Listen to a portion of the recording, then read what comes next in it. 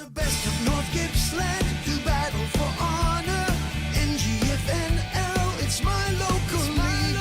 This is the real thing, the car ones are cheering. Be North Gippy, it's the local for me. The stars of tomorrow, the legends we all know.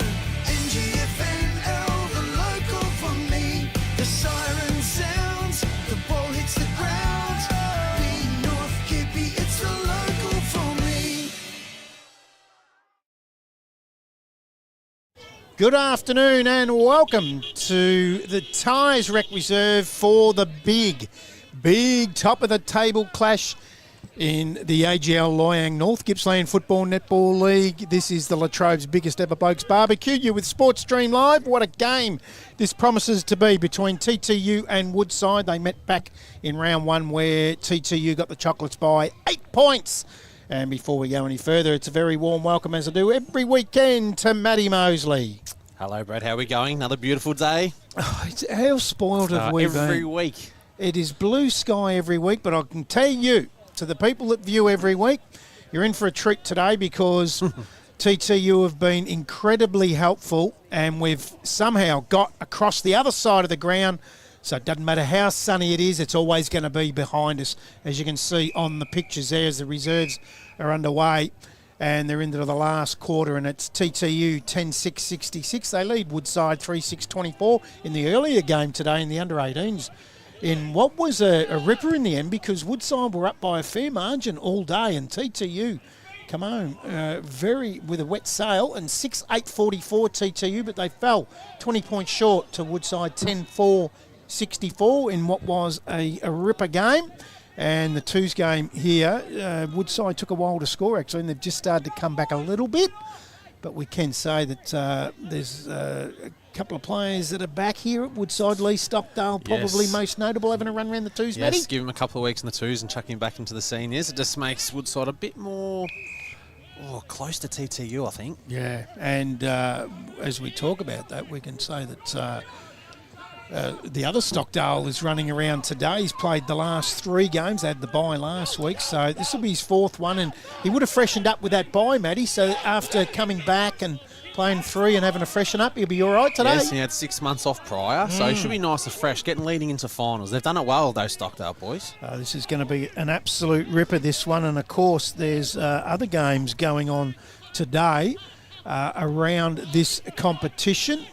And that is Sale City at home to Gorbandale, Churchill are at home to Hayfield, Yarram are at home to Cower, and Rosedale are at home to Glengarry. Now, in the Be North Gippy podcast earlier in the week, or yesterday, we ended up tipping the same, Matty. Yes, all games. We've gone Sale City, Hayfield, Yarram, Rosedale, and in this big one, hard to go against TTU, so we've gone with TTU, and shortly we're going to hear from the Woodside coach, Benny Johnson, where we caught up with him during the week and had a chat with him, and I've also had a chat to him here at the pre-game, and I'll tell you what, our young man down on the boundary, it's probably good due time to welcome him to the broadcast. He's had a torrid week.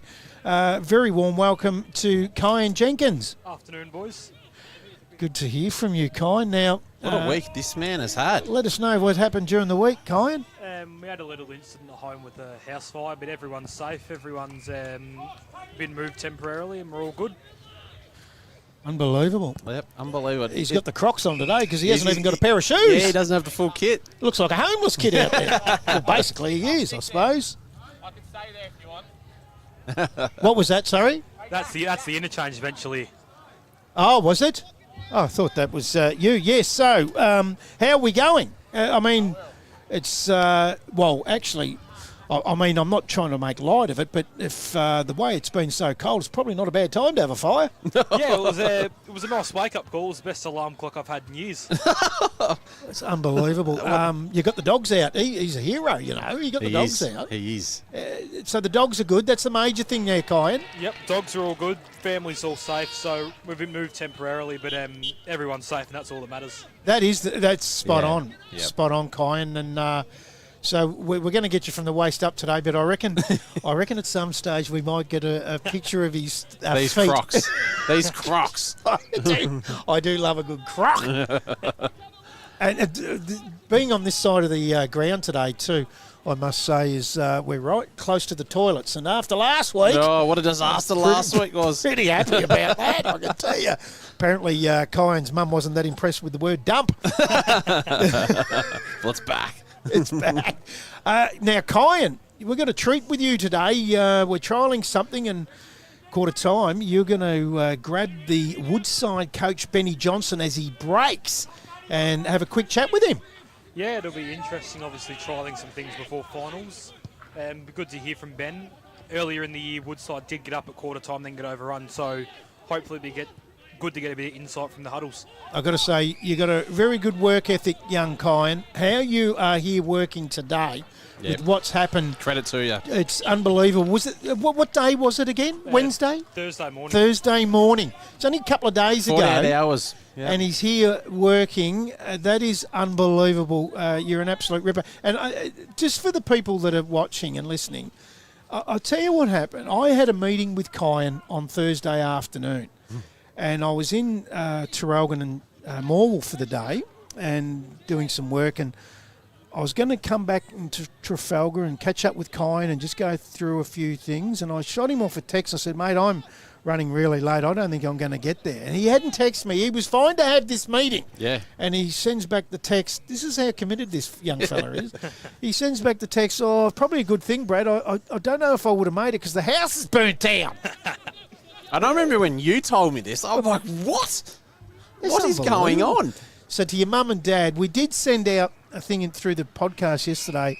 We would just want to make sure everyone's okay, and we know they're okay and all that sort of thing. But if there's anything that you need, kind, like as in clothes or anyone within the family needs anything, all the people at AGL Loyang North Gippsland Football Netball League and Sports Stream Live, I'm sure we're willing to lend a hand or help out. Or I've given you a jacket today, so that should keep you warm. But we should give a shout out to John Curry in Trafalgar, Simone Yes. Clymer. She's already given them a house, fully furnished. So yeah, well done to Simone Clymer there. So when do you move? Have you moved into that? Yeah, I stayed there last night and the whole family's there today. Unbelievable. Yeah, so I take my hat off to you, mate. You've done a mighty job just to even be here today, and you're here early with bells on and ready to go. And obviously thanks to our crew, as in Stephen Gregory and Mick Robinson, that got him here, picked him up and got him here because apparently he was on the side of the street begging for a coffee or something. For a feed. You've done well, young man. Well done, Kyan. Good work, and we'll catch you at quarter time when you grab Benny Johnson. That was Kyan Jenkins down on the boundary, as he will be all afternoon. Hey, I reckon it might be time to have a listen to Benny Johnson. Caught up with him during the week to have a chat and just to go through everything where he's for this week, because they got up by 8 points. We haven't seen them since round one, and we haven't had a chance to speak to... Yes, April 12th. April 12th, so it's a long time it's a long back. time. So this is Benny Johnson during the week. G'day, Brad. How you going? Mate, it's good to talk to you again. And round one is the last time we seen you, and it was against TTU. You had the bye last week. So first of all, what did you do on your weekend off? Yeah, I like to give the boys a full freshen up. So last week we actually trained as per normal, but yeah, we all had the week off, and some people got away. Some people went and watched Jai Williams, who played with us last year and still has a lot to do with this year, but he's playing at Wonthaggi. So, just left the boys to their own accord a little bit. You haven't lost a game since that round one game that we called, and that was only 8 points. So I would expect that this one's going to be a close one, and I'm pretty sure you're expecting the same. Yeah. Obviously, Tyers have been the benchmark for a few years now. So I was a little bit nervous after halfway through the first quarter, and they kicked 5 unanswered goals in round one. But I thought, what have I got myself in for? But now we've sort of found our groove a little bit and built on each week. And yeah, hopefully we'll continue to get better and look forward to going up against Tyers this week. And since then, there's from the team that ran out in round 10 for you against Glengarry, 7 different players from round 1, and probably the most noticeable is Mick Stockdale that's come back and played rounds 8, 9 and 10. So that's a big in for you. Yeah, the side looks a little bit different to early in the year. We did have a few injuries early in the year. These things happen, but Mick's been running our bench or helping run our bench for the first half of the year and just looking after the old boy as we build into the year and hopefully into the back half of the year and finals. So, yeah, he's raring to go now and, yeah, all looking okay.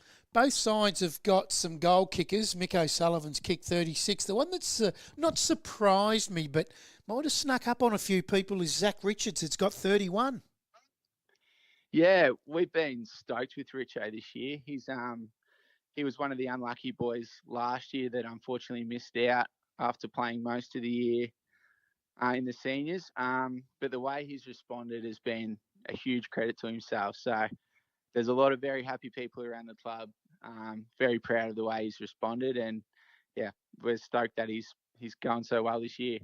And them up forward, Riley Denovan played his first senior game against you guys in round 1. Boy, he's come on now, and since round 1, he's really kicked some goals. Pardon the pun, but he's kicked 41 now. He got 5 last week. He could be a bit of a handful for you, the young fella. Yeah, absolutely. It was good to get a look at him in round 1. We understood he kicked a lot of goals in junior footy, but yeah, it's a big step up, and it looks like he's taken to that really well. So we'll definitely have someone for him, and look forward to seeing how far he's come in the first half of the year. It's going to be a battle of the midfields, isn't it? Both midfields are arguably the best in the competition. Yeah, no doubt. That's sort of, we see that as a real strength of Tyers. And yeah, we'll put a fair bit of time into them. The big names, they float through there, but they've got some depth as well this year. I always get the Curtin boys mixed up, but I think it's Sam that floats through the midfield more often. And he looks like a player. So, yeah, we'll have a good look at the whole spread of those boys. Had a look at a video of your ground on Wednesday. It looks like you'd be pretty happy to get over to Tyers to play this one. Yeah, that drain does block up occasionally. It sort of looks worse than what it is. It does drain off pretty quickly, but yeah, it's actually worked out pretty well having the bye last week, and we played away against Glengarry. We got the bye last week, and then we away against Tyers. So give the ground a bit of a rest throughout this wet period, and hopefully it's cherry ripe later in the year. So we're halfway through. You guys had the bye last week, and that's everyone covered with at least their first bye of the season. It doesn't look, when you look at the ladder, it doesn't look too dissimilar to last year, does it? Yeah, I guess it is fairly similar. The top 6 sides, roughly, 6 or 7 sides. They look fairly similar. We weren't really sure about who the teams to beat were coming into the year. You obviously hear rumours here and there, but yeah, it does look like it'll shape as a similar sort of final series to last year. And you yourself, you're still playing that defender's role, chipping in, taking some intercept marks? Yeah, I'll just float around down the back there, try and stay out of the way, and just a back pocket that can see the game from behind the footy and hopefully make some moves out there as I see it. It seems to be a lot of the coaches play that role in the top end of the competition. Rosedale's new coach Mick Driscoll plays it, and Jack Brown, yourself, play those roles. Is it a case of you really do get a good look at the game from there, like a wicketkeeper in cricket? Yeah, I feel like you get a pretty good feel of the game from behind the ball. I guess you sort of try, those boys you spoke about, they read the game really well from behind the ball as well. So maybe there's something in that. I guess you can blame your midfielders and your forwards from behind the ball as well if they're getting goals kicked on you from So, yeah, that there might be something in that for sure. What about since we've seen you in round one, some of the young kids that you've been blooding and how they just transformed from round one to now? Yeah, that was sort of a real focus of us this year to really for the next wave to sort of take over a little bit, and we've been really happy with how that's going. I'll go to the fresh skipper, Jeremy Morgan. He's Ryan Frote's been our captain for years, and deservedly so. But we thought we might try and get the next group of leaders to take control. And yeah, Jeremy's been brilliant so far this year, so he's really led the charge. We've got a good group of younger leaders behind him, and then we've blooded 4 debutants this year, I believe, throughout the thirds, and they've been really good when they've come in. They've played their role, and it's really good to see. So, yeah, we've had a real focus to the future this year, as well as obviously trying to be competitive each week. And Chris Witchell didn't play in round 10. How's he tracking? Will he play this week? Yeah, he's tracking well. He missed for work last week, so all going well. He plays this week, yeah. That's good because Brawns has been, he kicked 4 against you in round 1, and he's just a goal-kicking ruckman. He's been superb for TTU this year. Yeah. Fraser's a very good player. He's been around the league for a long time. So Ryan Frote's played in the ruck a lot. So watching those two battle it out over the years has been good watching. But Witter will get thrown in there and see how he goes, the big fella. Yeah, it's going to be a fantastic game, Ben. Really looking forward to it. Last year's grand finalist, round 1 was a ripper by 8 points that day. And if that was any indication, I reckon this one's going to be the same. Hey, thanks very much for your time and all the best on Saturday. Thanks a lot, Brad. Thanks for having me. The great man, Benny Johnson, thanks very much for catching up with us during the week. He's a ripper, Matty. He is. He's got a pretty handy side he can sort of work with. So let's see how he can go today against a very, very good opposition in TTU. Yeah, and they're both out on the ground. As you can see there, there's the Woodside boys doing their warm-up to the left of screen. And it is the Massaro Motors match of the round. Now, I caught up with Ray Massaro, and we'll hear from him at half-time. That was an experience, I can tell you. As you know, I'm a non-drinker, and I go drop in and have a chat with Ray, and he offered me a coffee, and he's filling it up with something. I thought, what the heck is that? It was I've forgotten the name of it. You've got me done too. I've just completely... We've talked about it a bit. Yes, it starts with a J, if that helps. Does that jog your memory? No, it's lost me. It was a liqueur. Yep. Going into me coffee. Wow. At 11 o'clock in the morning. It was about that time, I think. He's a ripper. So we have a chat to him at half-time. It's the Massaro Motors match of the day. And this is the Latrobe's biggest ever Blokes barbecue. It might be a good time to have a look at the teams today. And first of all, we might have a look at the home side, TTU. And we ran into young Hurigan's father, actually, out the back here before we've gone to air. And he's in the back pocket. He's had a good season. He has. Guy Sinclair, and we know who we think he'll get today. And that'll be an interesting match-up with one of the leading goal kickers in the competition. Sammy Curtin, what a year he's had in the middle for the Bombers. Been absolutely superb. And I've just been, and I'm even more impressed now with Riley Denovan. I've been impressed with him all year, and I know I've spoken a lot about his run-throughs and his set play at goal, and he's a ripper. But I tell you what, I got here at 9 o'clock this morning, and Riley Denovan was here, and he ended up carrying water in the fog in the under-18s from the very early. Yeah, it was foggy. That shows what this kid's made of. He's a good person, and you want good people around a footy club. So, yeah, well done to Riley. Be a lot of senior players still in bed at that time, Matty. Yes. Me included, normally. So that's a good side. Mick Jacobson in the middle, Hayden Willetton with Brawns, a goal-kicking ruckman. Yeah. It's a fantastic midfield. It's a fantastic forward line, and it's a very honest back line, Matty. Every line you go down, you can say something positive about it. It's so strong all around. Yeah, they're very, very lucky to have a team so well connected like this. And they take on Woodside. And they have a couple of late outs here, the Woodside team, and I can tell you their starting ruckman in the number 1 Guernsey, Chris Witchell, is out. And right there on the half-back flank, number 19, Liam Leeson, are late outs. And in comes, in the 42 Guernsey, Braden Askew. And in the 57 Guernsey, Kyden Hanning, who plays first senior game for Woodside.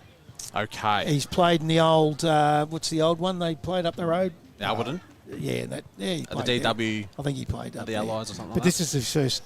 He will play some ruck time. Yep. Now, their big bonus here is young Zach Richards in that forward pocket in the 18 Guernsey. Missed out on the last 2 grand final sides. Did he? He's come He's been back. kicking goals. He's 31. Ah. He's their second leading goal kicker behind O'Sullivan on 36. He's Yep. kicked 31 goals, but I can tell you he goes overseas next week. Oh, no. For how long? Well, For the the rest- word is he mightn't be back. He's missed the last 2 grand finals. He's had a ripping season, and he might not be back after this week. Is this the reason Lee Stockdale's on the comeback? Ah, it could be. So, unbelievable. Jeez. So, losing Witchell today hurts because of Braun's. Folk will have to do more time in the ruck. He would have lined up at centre-half forward. He'll obviously start in the ruck. Well, now, won't he? I looked at Hanning do a bit of ruck. He's only little. Oh, is he? He's not very big, and Yep. Brawns is a very experienced ruckman and quite thicker compared to Hanning. So he's going to really have his work cut out, Hanning. All right, so they're the sides. Going to be a great game. Umpires for this afternoon in the middle there, you can see as they toss the coin. It's won by Yalorn North. Yalorn North. Oh, Cole Scammell will be looking for me. TTU might have won the toss. I can see the umpires for today are Lockie Floyd. We get him every week. He's a mad punter. He went and backed my horse this morning. It's been scratched for tomorrow. He wanted to know why. He was looking for me. Lockie Floyd with Jim Sutton on the boundary. Oscar King, Michaela Hickling and Craig Jones. In goals are Phil Cullis and Ivan Weir. So we look forward to that today. Hey, this is the Latrobe's biggest ever Blokes Barbecue pre-game show for the Massaro Motors match of the round. Let's get a pitch ground report from our young fella down on the boundary. Kyan Jenkins, how's the ground looking? Despite all the rain in Gippsland this week, the ground is in pretty much perfect condition, 15 degrees, and it looks stunning for football today. Well, last time these two teams met, Kyan, we called out at Woodside, 11-14-80. They lost by 8 points to TTU, 13-10-88. On that day, Braun's got 4 for the Bombers, and O'Sullivan got 5 for the Wildcats. And O'Sullivan right now is in the top 5. He kicked He's 4 on- in that second quarter too, from He memory. did. Yeah. He did. He might have even spent some time in the ruck that day too. So he's on 36. He had the bye last week, so he didn't add to his score, but he's still in that top 5. Riley Denovan got 5 last week. He's on 41 for the Bombers. So that's going to be interesting. We're going to have around the ground scores right throughout the afternoon. So keep your channel locked in. On the North Gippsland Football Netball League YouTube channel, and we will have all the around the ground footy and netball scores throughout the day. Don't forget at halftime we'll talk to Ray Massaro's a fantastic sponsor of local sport throughout the Gippsland and Latrobe Valley, and it's the Massaro Motors Match Day sponsor. It is going to be a beauty, and they are lining up in the middle. All looks pretty good. It looks set up as we thought.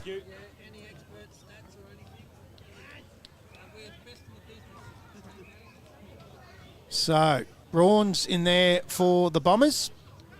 He's small, isn't he? Yeah. Which means he must be able to jump. So they've gone with him to start with Hanning, and that means Folk will start forward. Yep. So this is interesting.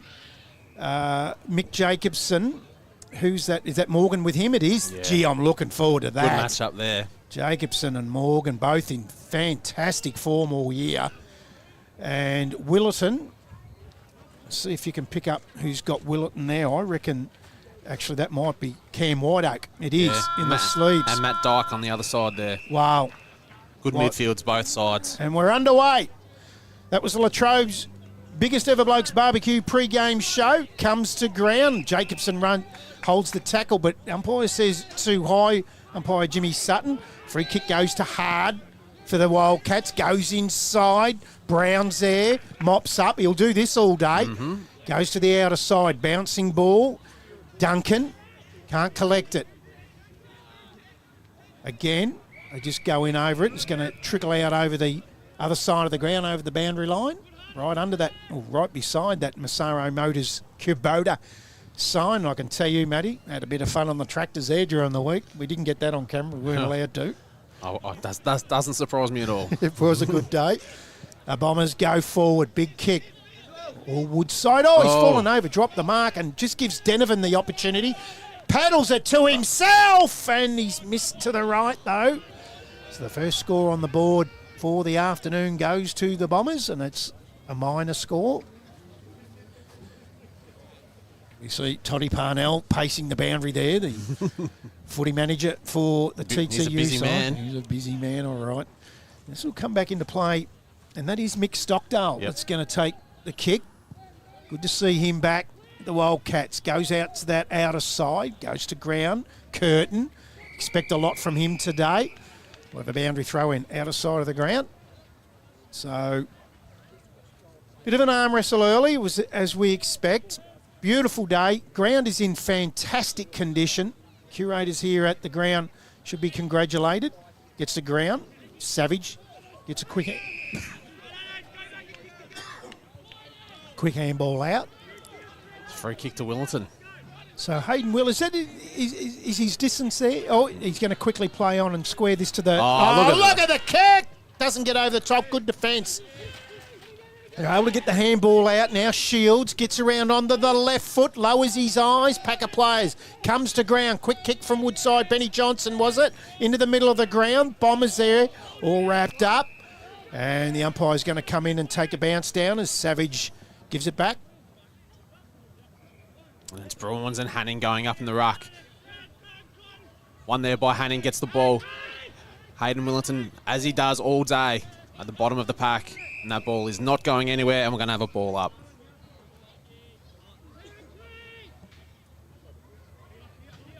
Forget the Crown Hotel player of the day today.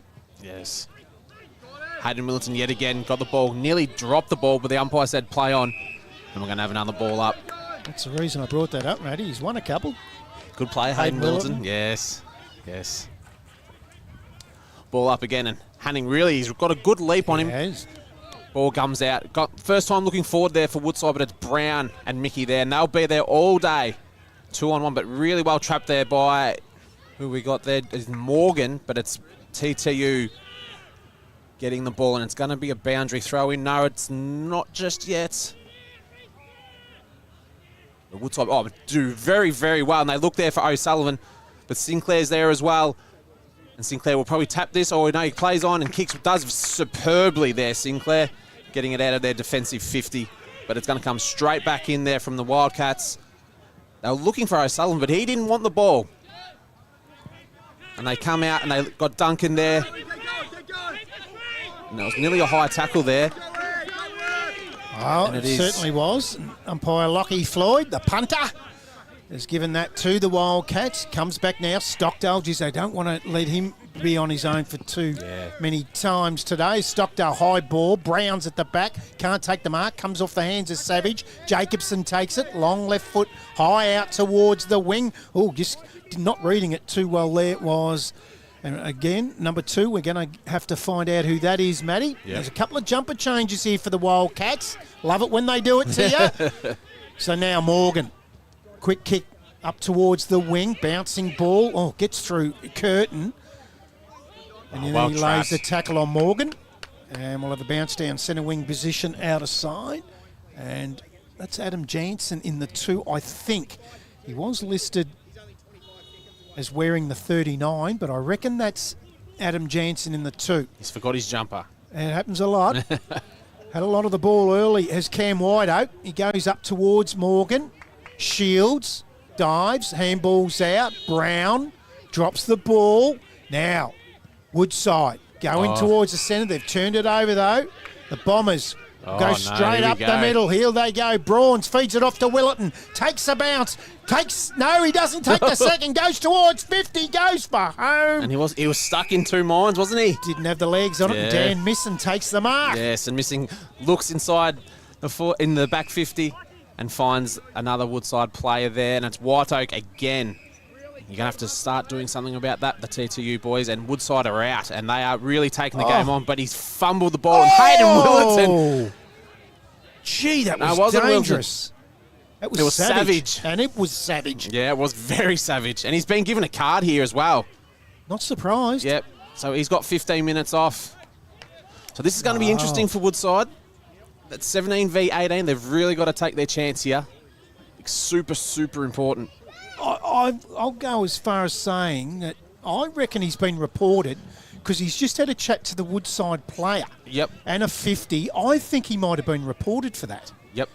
Be good if we can get our young man Kine onto that at quarter time. Yeah, at quarter time we'll get him onto that. He will be talking to Benny Johnson too. So the other thing of it is how is he? That's more important than anything. Is The recovery of it all. yeah, because I would imagine that the trainers will want to talk. And I reckon that is Jansen. Is that in the 2 again? Yeah. So I'm hoping we're right with Adam Jansen in the 2. And I did speak to Jenny Fote. No, it's number 3 there. So, Tom King. yeah, I did speak to Jenny Fote, who gives us the teams, and she said that teams were right. I reckon they're not. As King comes in, shot on goal. I the reckon face. that's just missed to the left, it has. And their first score for the afternoon is a behind as well. So that's he seems to be all right, Yep. Tommy King, so that's good. But I reckon, we'll find out at quarter time, but I reckon he might have been reported there.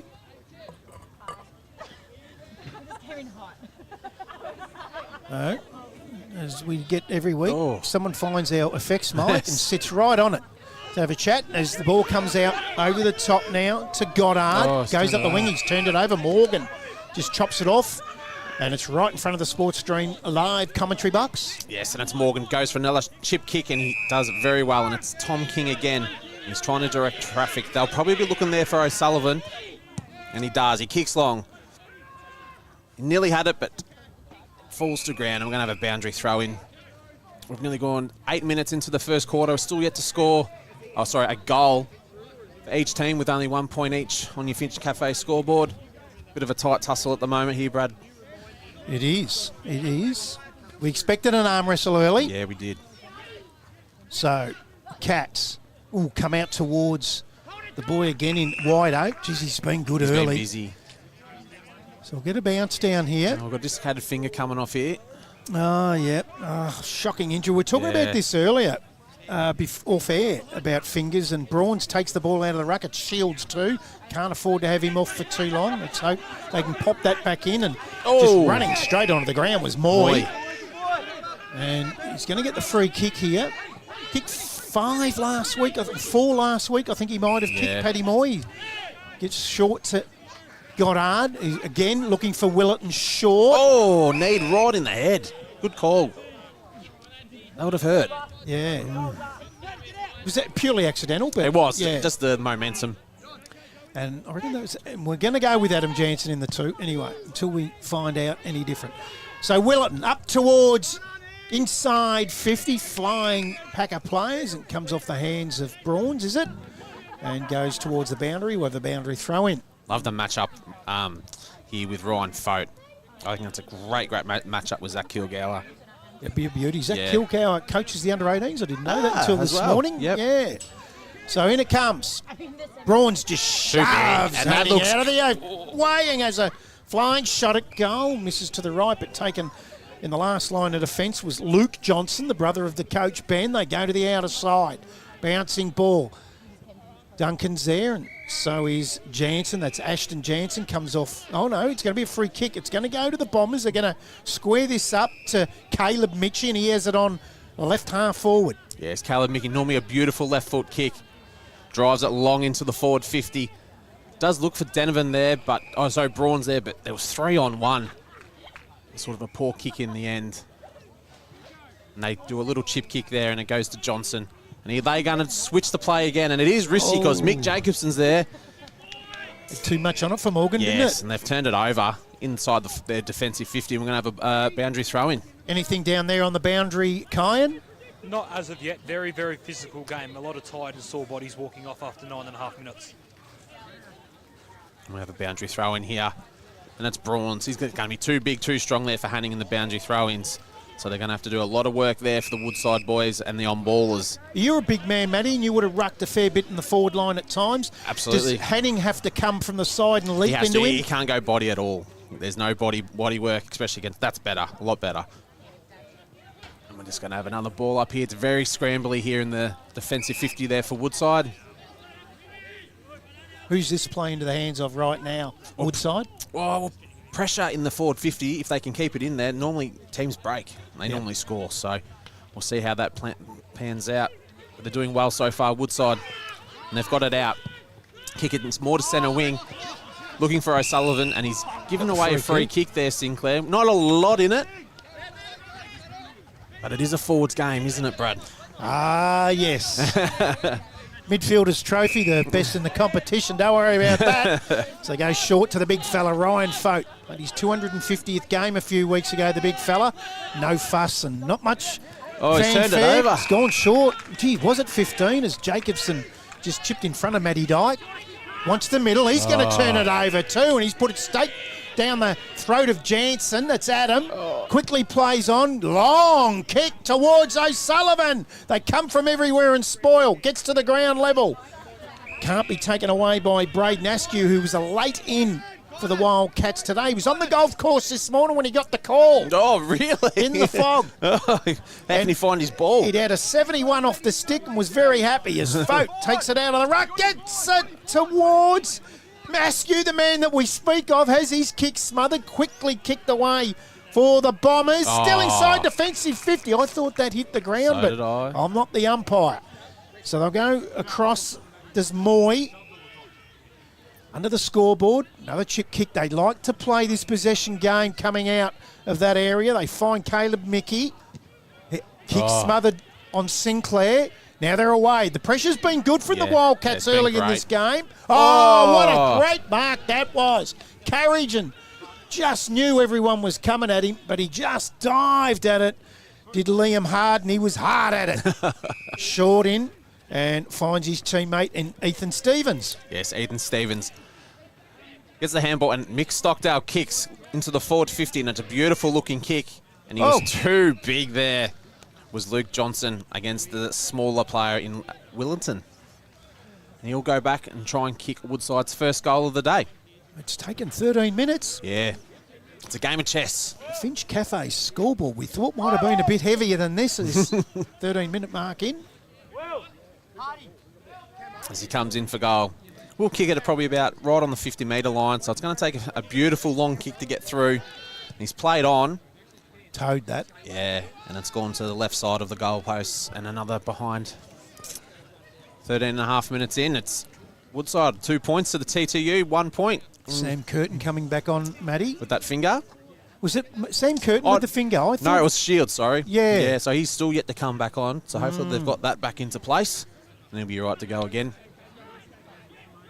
So the Bombers bring the ball back into play with a long kick from Hourigan. Beautiful kick. That is Sam Curtin, is it, on that outer side? Quickly onto it. Back on for like 10 seconds, and then he finds Caleb Mickey. He's had a fair bit of Started it early. well, yeah, and he's turned it over. Turned it over to Jansen. He was looking for his teammate Naliotta. They go up towards half forward, gets out over the back. Quickly collected by Dyke, feeds it off. Fote, short. That's better. Gets it to Hanning. Quickly plays on. Don't know if he should have. Gets it around the corner. High ball. He's going to miss to the right. Another behind. Didn't need to play on.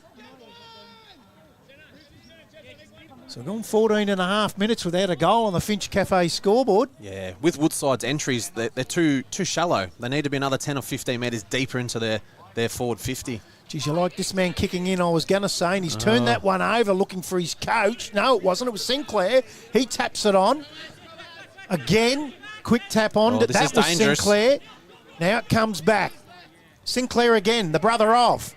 Quick kick out from Liam Mickey. Finds. Goddard. He's had a fair bit of it early too. He's had a good season. This Stuart Goddard up the line. Bronze, what a sticky pair of hands that was. Beautiful mark. He'll go short again. Finds Aliotta, and he'll want his left foot. Yes, Aliotta kicks it, that beautiful left foot of his. Oh, and a good crash there by the Woodside players there. Not giving TTU any one-on-ones, and they're really working well for each other. And it's Mick Stockdale deep in defence, kicks forward, and another mark there. But the defence of TTU is showing already.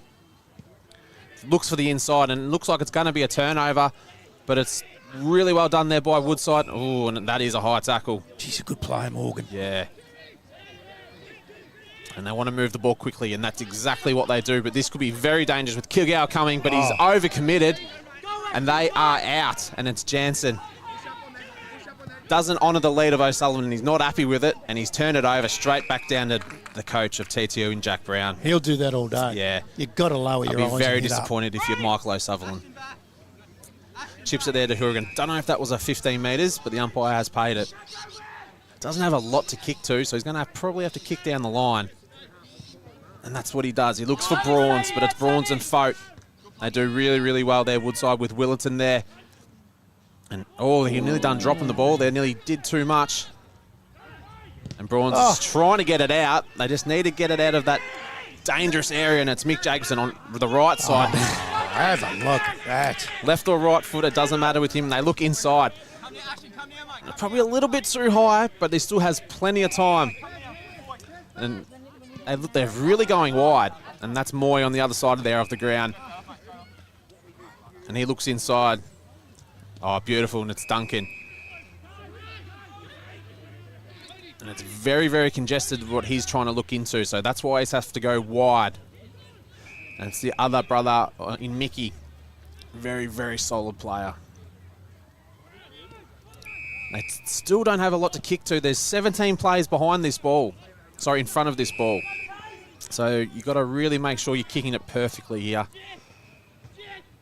And it's Jacobson. Does a little chip kick. Does well. Looks for Willerton. He's had a lot of it early. Works really, really hard, Willerton. And he's going to give it off. Jacobson does really well. Kicks inside the forward 50. Oh, one-hander, Brawns. What a ripper. And that was really well done by TTU. They were patient. They didn't bomb it in. It took them about 30 to a minute to get it in there, and they finally did, and they've done it beautifully with Brawns again.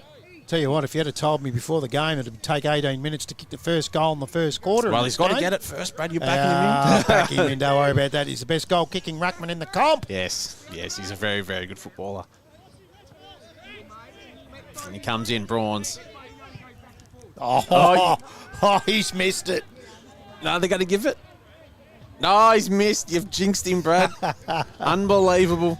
Golly gosh. And it's going to be Mick Stockdale kicking the ball back in. So, it's 3 behinds for Woodside, 2 behinds for TTU. We're nearly gone 18 and a half minutes into this first quarter on the Finch Cafe scoreboard. And it is the Massaro Motors match of the round in the AGL Loyang North Gippsland Football Netball League in what is an absolutely beautiful day for the top of the table clash. We'll have young Kyan Jenkins out at the quarter-time huddle for Woodside at quarter-time. You'll have a quick chat to Benny Johnson, the coach. We'll have all the around-the-ground scores, so stay tuned. Fote! What a ripper mark! Beautiful mark and a beautiful kick. And he was in amongst 2 big, strong men in Brawns and Jack Brown to take it too. So he's going to go back to where it come from, to Stockdale. There's it deep in defence still. Beautiful kick. They're away through Hanning. Goes to the outer side to Adam Jensen. Geez, there's good feet from the Wildcats. Up towards half forward. Oh, Mickey. Comes off the hands of Mickey, and the Cats are away again. Back to Adam Jansen. He'll go inside the pocket. Just good use of the body of White Oak. Let his player under the ball. No. Got a bad bounce. Did he take his opponent high? Umpire said, he's gone the fresh area off the ground. Has the chance to pick it up onto the left foot. Zach Richards misses as well. Wow. We both wowed it. We knew. Back in the 70s at school, we used to say jinx, personal jinx on that one, Daddy. So the Bombers bring it back into play. Oh, no. And ball's carried over the head of Jack Albanese and finds the boundary. Liam Hard's asking the field umpire, it wasn't touched, but he played on. So you don't get the non-touched free kick. Yep. We're going to have another boundary throw in from that poor disposal. The ball comes back in. And it's Brawns. He's just so big, and the big thump. Oh, they've turned it over again here, Woodside, but they're hunting in numbers. They're doing really, really well. Yeah. Obviously, there's been a emphasis during the week on the pressure Yeah. by Benny Johnson. They're so classy with the midfield. It's going to have to be a team effort all day.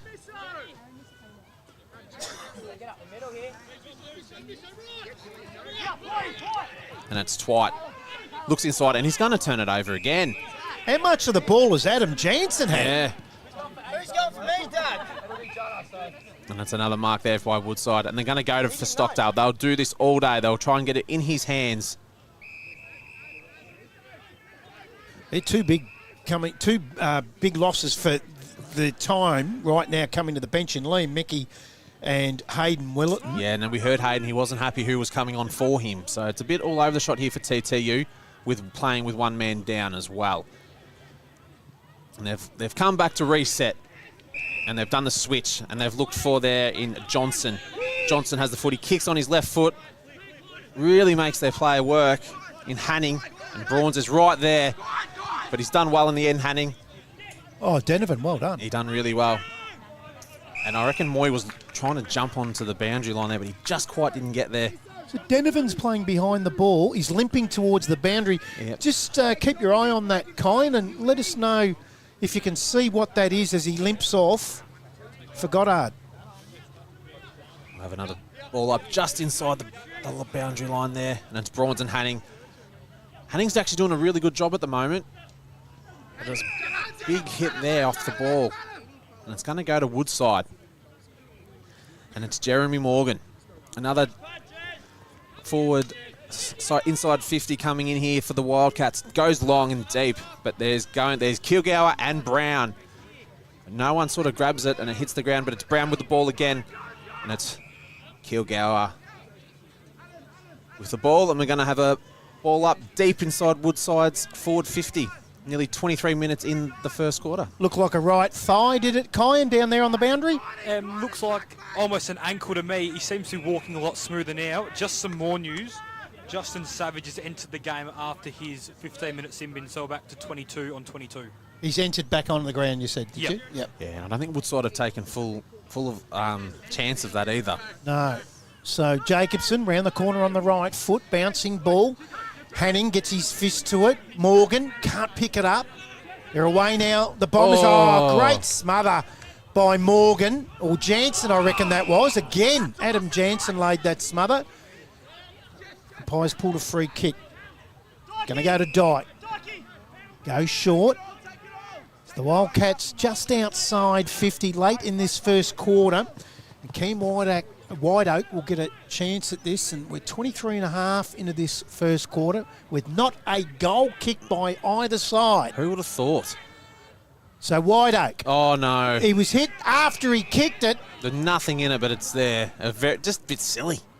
Yeah, didn't need to do it. So the free kick goes downfield, and they're going to get a shot at goal directly in front, and only 15 metres out here. And it's going to is a big folk that's going to get this. I reckon it is. He wants it, and he's definitely got it. He want to kick it a little bit better than what he kicked the one that I seen earlier, the big fella. But he has an opportunity at the 24-minute mark to put the first one on the board for the game. Ryan Folk, in he comes. Yep, not a problem. He did make the umpire work. But he's got it straight through the middle, and the Wildcats hit the level. They were in front anyway, but they've extended their lead. 1-4-10.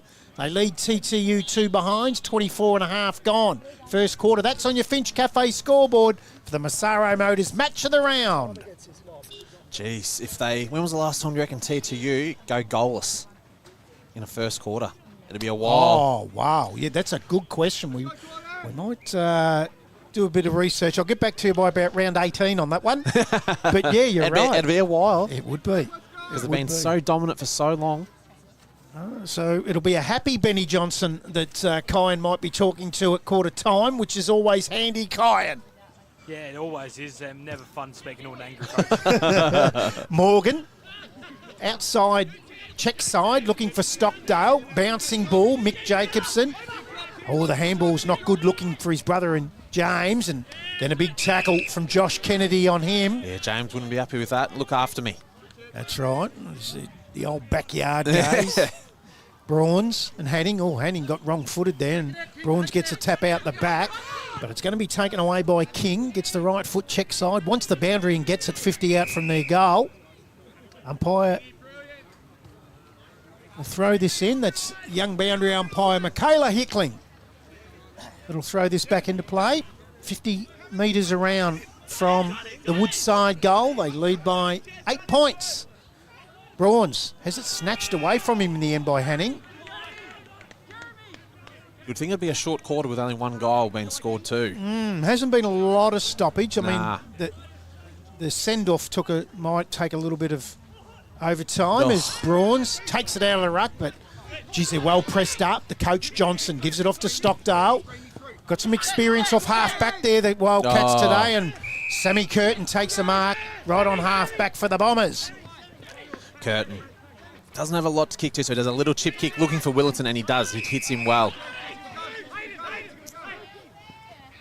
They're taking their time. They're not rushing. He does a little chip and does wow. Nearly could be 50. Oh, they've called advantage, and it wasn't really there. And they've sort of just scrambled their way. That's deliberate as they come. And the umpire's giving it. Look at the run he's giving it. Absolutely loves it. Don't allow the umpires. Floyd's right onto that. Well, insufficient, they call that, don't they, Yeah, they do. Don't like that. Yeah. And it's Moy there. He's got the footy. Oh, they've nearly kicked it out, and it was twice, but he's kicked across the face. And who have we got here? Shields it's looks Shields. right now. That's good. He's come back on, but they're getting it out too easy. Are they going to get another forward 50 entry here? And it looks like Goddard's going to pick it up. He tried to get a free kick, but he didn't get it. And Woodside have just been a little bit cleaner at the moment. And as I say that, they've missed the handball, and it's going to be a boundary throw-in. We didn't see Josh Kennedy earlier in the year. No. With Woodside. Yeah. And he looks a likely type. Yeah, he's played a bit of footy at Sale. Tall midfielder. Yeah, he's a good player. So it comes back into play, gets out over the back. Umpires pulled a free kick. Oh, they wanted the advantage. Lucky they didn't in the end because they turned that over. So it'll come back. Oh, right on the siren. But either way, young Kyan Jenkins will be talking to the coach that's leading, even if they do kick the goal here, which is a very good position to be in for a boundary rider. And I'll get a shot on goal here. I can't see who that is because we've got young Riley Donovan standing right in the way of me, and it is Sam Curtin. He's normally a beautiful kick. So you have to kick this every bit of 55. He's taken a Dennis Lilly run up here. There's a bit of Malcolm Blight, I reckon. He's nearly back on the wing. So he might cost himself if he doesn't run his full distance to where he should run here. But he is a beautiful kick. So Sammy Curtin. No, not going to get there. And it's going to fall well short. So Goalless.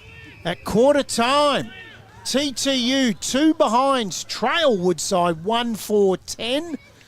And it is quarter time out here at the Tyers Rec Reserve. We'll be back after these short messages with all the around the ground scores. And Kyan Jenkins will be talking to a Woodside coach who is in front, Benny Johnson.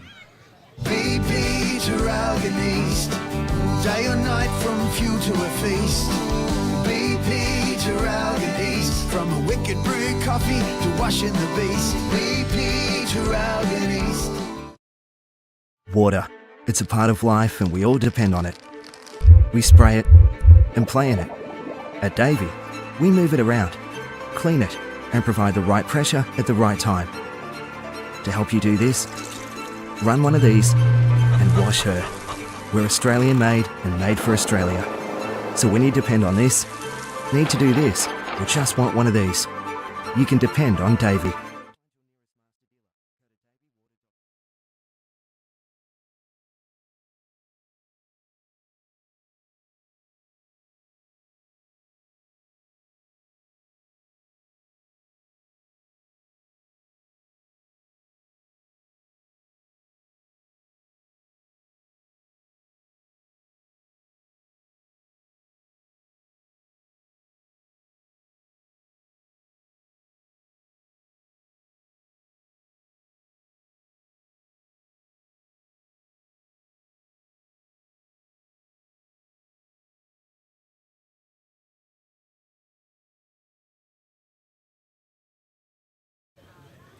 Welcome back to the Tyers Rec Reserve, where Woodside lead 1-4-10 to TTU 2 behinds.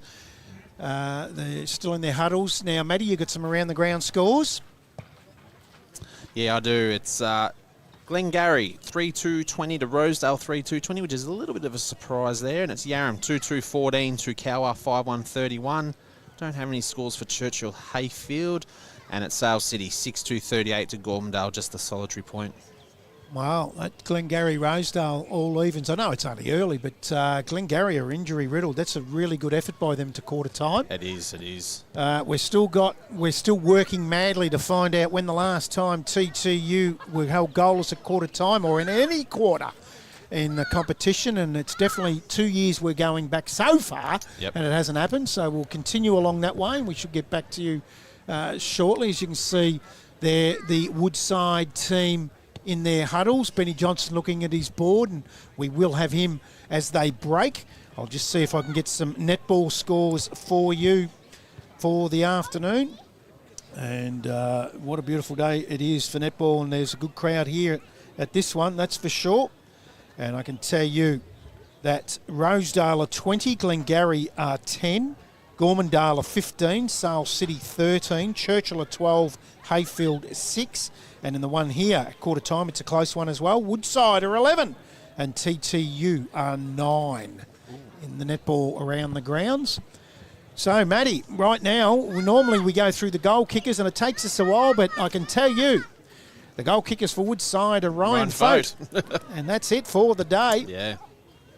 It's incredible, isn't it? I didn't pick this. No, I don't think anyone would have. But when you talk about finals teams, it's a finals-like pressure. And Yes. normally, a lot of goals don't come. If you kick 10 goals, you win. I reckon it will open up. Yep. When, I don't know, but you would think it will open up at some stage today. There's a little bit of a breeze now picking up too. Not drastic, but there's a little bit of a breeze. While we got you there, Kyan, we might just ask you, that breeze we're seeing, has that picked up? You might want to turn towards here, mate, so we can pick you up. That's it. Drastically, yes. To what end? To the right or anywhere? It's almost gusting about, but it seems to be holding up balls going to your left of screen. Holding up, so it is going to right of screen. A little bit, yeah. It won't affect the ball, but it can almost just hold up a kick a few metres. All right, they're going into their huddle, so we'll cross back down to you as they break with Benny Johnson. So, Matty, what do they need to do right now, TTU? Look, it's still too early. Yep. Like, they're only a goal behind, so I think you just back what you know. Did they get inside 50 enough, or were they chopped off? Nah, it was controlled by Woodside. Yeah. Things maybe just get it on their terms a little bit more. There's not a lot they need to change, but yeah, just play their footy, not play Woodside styles, because Woodside probably had the better of the quarter, I would say. Yeah, and Jeremy Morgan's on top of Mick Jacobson. Yeah, and don't give Mick Stockdale free kicks, as in not a free kick, but easy kicks. Yeah. Because he's a bit like a Jacob Schuback from Sale City. He'll set you up all day. Yeah. They're pressing up really well off that half-back line. Benny Johnson and, as you say, Mick Stockdale were very, very good in that first quarter. I just reckon TTU need to really get on top in the middle. Yep. It's their power. Yeah. That's where they play their best footy. That's right. Willetton's probably their best player through the middle at the moment. Yeah. I reckon they can get more from... Sammy Curtin's been okay, but he did come to the bench, so there might be something wrong with him. Yep. Let's not forget, though, they play with 17 players most of that quarter. Yes, So that's right. Let's see what happens this quarter. Justin Savage come off for that high. I don't know, but we will try to find out. I reckon he might have been reported. Yeah, So it's normally when it's a 50-metre penalty, a card, it's normally a report. And it was pretty head high. Yeah, he's been down going for the ball Yeah. and was collected high. It's something that you don't see a lot of these days. Yeah. I can tell you when I played, it was done 15 times a game. Easily. And very surprising that more players didn't end up like Neil Sachs. When Kevin O'Keefe got him in the 70s, Fitzroy Footscray ended up in a wheelchair. Oh, yeah, And no. Neil Sachs passed we don't away a want couple of years ago. An absolute ripping guy. Yeah, we don't want that. No. So they're just about to break. So we'll go down to Kine in a minute and he'll grab Benny Johnson. He will be a happy man. He did say to me, Benny Johnson, when I did tell him that we're going to do this, he said, if I'm angry, just apologise in advance. So Well, they're in front. They're in front. So, Kyan, you'll be fine. And well, let's go down to him now. There you go. Good. Up by 8 points at quarter time. What went right for you guys that quarter? I thought our pressure was really good, using those easy options on the way out. And yeah, it's going to be a grind all day, so we're up for that. Thanks for your time. Best of luck. Right. Kyan, He's a you are natural. a ripper. You are a ripper, and Benny Johnson cannot thank him enough. That's really good to get at quarter time. And it just reiterates what we're talking about, their pressure. He's very happy with their pressure. And the thing I will have with that, though, how hard that is to do against a top side for 4 quarters. All day. Because it only takes you 10 minutes and they drop off. Yeah, I'll tell you what, we are lucky. We are lucky that we are very lucky. We are very lucky. We've got to teach Kyan that you don't talk to the commentators when we're on air, but we'll organise that. Hey, we are very lucky that he didn't talk to Jack Brown. Because Yes, he's a school teacher. He's his school teacher, and that might have been a different response, just quietly. Yeah, I don't think it'd be a good one. Back underway in the second quarter for the Massaro Motors match of the round. And Hanning wins that tap, gets it away to that man again in Wide Oak, who's had a good quarter, and quickly go to Fote. And Fote's going to get a shot on goal from 40 out. Is it Fote? Yes, it is. It is. The big fella. Look at that. It's a beautiful pass, and just set it up at the right height that was going to make it really difficult for the Bombers to... He's extremely hard to move. He is. So, he's already got one, and he can be a multiple goal kicker within the first 30 seconds of the second quarter, and it's fading to the left. Jeez, 1-5. 1-5, which is amazing. So, the Bombers bring the ball back into play. Go to the outer side. Short ball to Jacobson. They need him to lift. Yep. Takes the mark. That's a good start. Goes up towards half forward. Oh, was that Duncan? Went straight through his hands. Very casually. He did, but he's paid the mark. Justin Savage was reported for rough contact. He was. Yeah, that's what Kyan Jenkins tells us down on the boundary. Good work from you, young fella. Gets to the ground, handball over the top. He's looking for Liam Hard, but he couldn't take it. And Kennedy, sorry. They all go to ground. Umpire Jimmy Sutton crosses his chest and says, I'll ball that up 45 metres out from the TTU goal. And they need one. Taken out of the ruck by Caleb Mickey, has a flying shot at goal, and he'll miss to the right.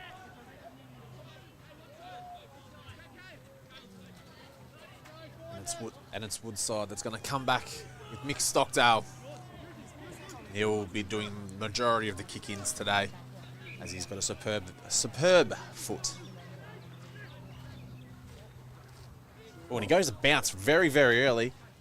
And another one, so he's done 2 bounces in the space of 30 metres, and he's turned it over. Yeah, you'll get the front on contact free, Aliotta here. Yeah, and he's a beautiful looking kick too. He'll get onto that left foot. Oh, that's 50. Yeah. Woo-hoo-hoo. And he goes long and he's turned it over. Yeah, Jansen, he's been good, hasn't he? Yeah, he's just controlling their defence. Actually, it's not Jansen. Sorry, that's Misson. Listen. Spoke to him before the game. Ripping fella. Yep. Does a lot for Woodside off the ground. And he's taken the mark on the other side of the ground. So they're very patient at the moment as well. They are. They are. Both sides are doing it. Like I say, it's a game of chess at the moment. And they've pulled the trigger. Woodside. They're going to try and give the hands off. But they're not. And it's Morgan. Oh, another beautiful let up. But O'Sullivan drops it. Yeah. It's an absolute sitter. He nearly lost his jumper there as well. And here's the turnover, and it was Mickey. And he goes to Curtin, and he's going to give the handball over. And I think is it Twat on the James other James, Jacobson, yeah, James Jacobson. Oh, and something's happened here off the ball, Oh, and it doesn't look good. no. And when it's the opposition calling for the stretcher like that, It looks like it's a foot hanging. well, hold on. Well, That's what it looks like. I can see. It doesn't look good. Oh dear. yeah, we're not too sure who that is. So Is it the older brother of Mickey? Liam? No.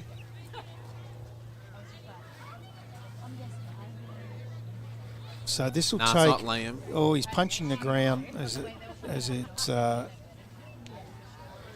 Mick Jacobson's gone over to him. I reckon it might be James Jacobson.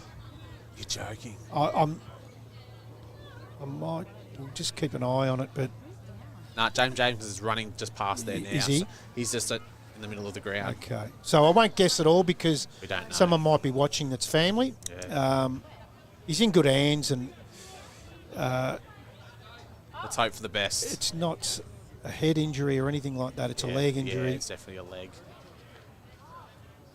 So what we might do is take a quick break here at TTU, and because this could be a little while whilst they get the stretcher onto the ground and get the player up onto the stretcher. We'll have more when we come back, and it is Woodside 1-5-11. They lead TTU, 3 behinds. We're early into the second quarter. That's on the Finch Cafe scoreboard.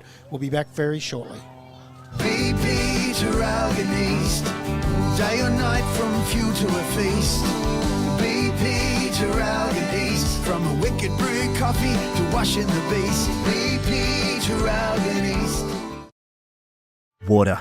It's a part of life and we all depend on it. We spray it and play in it. At Davey, we move it around, clean it and provide the right pressure at the right time. To help you do this, run one of these and wash her. We're Australian made and made for Australia. So when you depend on this, need to do this, or just want one of these, you can depend on Davey.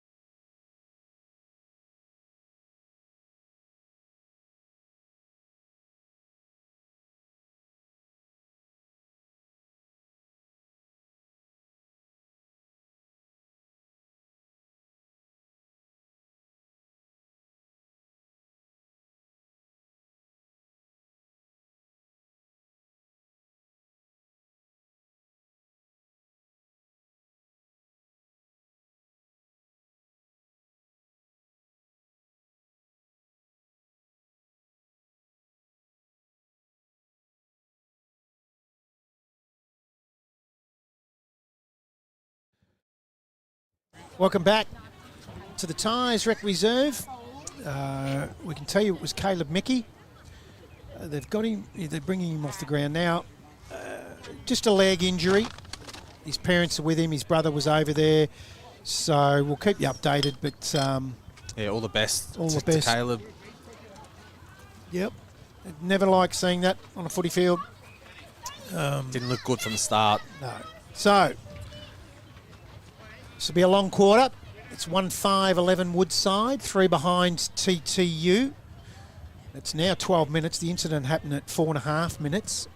So you're going to pump on for at least another 8 minutes into this quarter. Yep.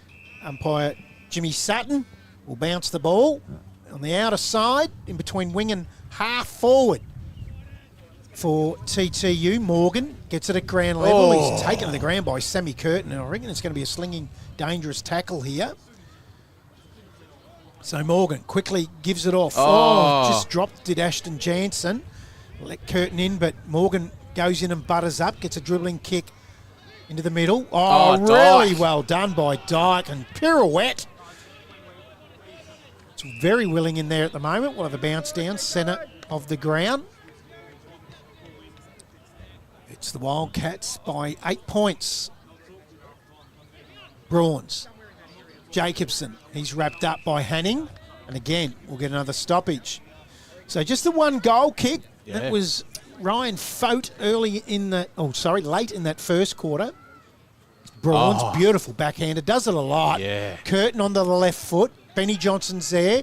Willetton's right on top of him Well straight done. away. No prize, so we'll get a bounce down inside 50 for the Bombers, and they get a chance here, Matty. Yes. It's been pretty quiet inside their 52. They don't look dangerous as they have in previous weeks that we've seen them, and it's Brawns going up in the ruck again, and he grabs the footy, and we've seen him do that more than once today. But he can't get the kick away, and it's Hayden Willetton that has the ball. And it's a lot of players around the ball. We're going to have a ball up probably about 40 metres inside the TTU forward 50. And let's see what Brawns can do here for TTU. He's been very, very dominant, and he's gone for that back slap again. And he's done it beautifully, and their left foot snap. And it Shields. Absolute beautiful goal, and a very needed goal there for TTU. I'll say it was. And they've kicked their first goal for the day, and they've kicked 1-3-9 to Woodside 1-5-11. 14 minutes into the second quarter on your Finch Cafe scoreboard, but it'll be a very, very long quarter. It will be. It's just something out of nothing, wasn't it, in the end? Yeah. For Shields. He's been a good goal kicker for the Bombers this year too. He's always got on to the end of a few. It was the tap from Brawns again, Yes. though. It was a punch. It's that outside, however he does it with that hand, he does it so well. So they're a player down now. And Caleb Mickey, the Bombers. Ball back in the middle. Jake Albanese has gone into the ruck, or do we say after the Prime Minister? Albanese. Albanese. Kicked off the ground on that occasion by Wide Oak. Liked his game.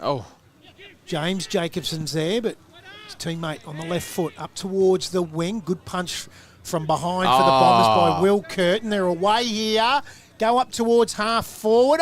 Just dropping then. Should have taken that with him was Luke Johnson and spilt it. High ball. Good punch from behind from Jansen. There's Johnson. Is that another high tackle? I reckon it is. No, they let it go. So we'll have a bounce down. We're only about 30 metres around from the Bombers' goal. They trail by 2 points. They have a chance to get another one. Brawns again takes it out. Handball over the top. He was looking for Shields. Adam Jensen collects it. Gets a second chance at it. Now they're away. Wildcats through the agency of Ashton Jansen. Still not out of trouble underneath the scoreboard on that outer side. Aliotta handballs it back. Another turnover. There's been a lot of turnovers because of the pressure. I thought it was a good tackle, but the umpire says no, it was high. So Sammy Curtin will take the free kick for the Bombers. He slips on the way back. Getting a lot of direction, particularly from Albanese. Goes up towards the forward pocket, gets to the ground level. Free kick will go to Morgan. It was against James Jacobson on the tackle, and Morgan was away. They've done the switch. No, they do it all the time here, Woodside. He tries to kick it to Fife, but he doesn't. And they've turned it over and they've looked for Brawns. He's just starting to get on top, isn't he? Yeah, he's too big, too strong. Just wears the players out. Doesn't matter who's in the ruck. Every possibility. They're going to hit the front here. And this is what good teams do. Yes. It gives you 2 or 3 minutes of downtime and they bang on 2 quick ones. But now that I've said that, Brad, he'll miss. But here's Brawns. Probably the best player on the ground at the moment. His ruck work's been superb. And he comes in and he's kicked his first goal for the day. And that brings TTU 2-3-15 to Woodside, 1-5-11, 17 minutes into the second quarter on your Finch Cafe scoreboard. Well, it's Massaro Motors match of the round in the AGL Loyang North Gippsland Football Netball League. And I can tell you, Cal are 4 points ahead of Yarram. They've come back, Yarram. Yeah. And Rosedale 2 points ahead of Glengarry, which is a super effort. Hayfield 51, Churchill 1. Ooh. So, and it's 68 Sale City, Gormandale just the one behind and around the ground scores. So back in the middle. They jump early, both ruckmen on this occasion. Folks in there now for the Wildcats. Good and call too. Aliotta onto the left foot. Goes up towards Twite. Just held the front spot, leaped and took it out in front of him. Yeah, nice and strong. Just took the defender out of the equation by doing that. A really good effort from Josh Twite. And all of a sudden, the Bombers are just controlling the game, Matty Mosley. Maybe that little 5-10 minute break was the thing they needed and Woodside didn't need. After this goal, there you go. I'll put the Moz on him. We'll cross down to Kyan Jenkins on the boundary and see what he's seeing, because what we're seeing from up here is a dominant TTU at the moment. And I've put the Moz on him. It's full on shot. Oh, he's got it. That's a mark. The umpire's going to pull the ball here and ask the goal umpire. It was Riley Denovan too.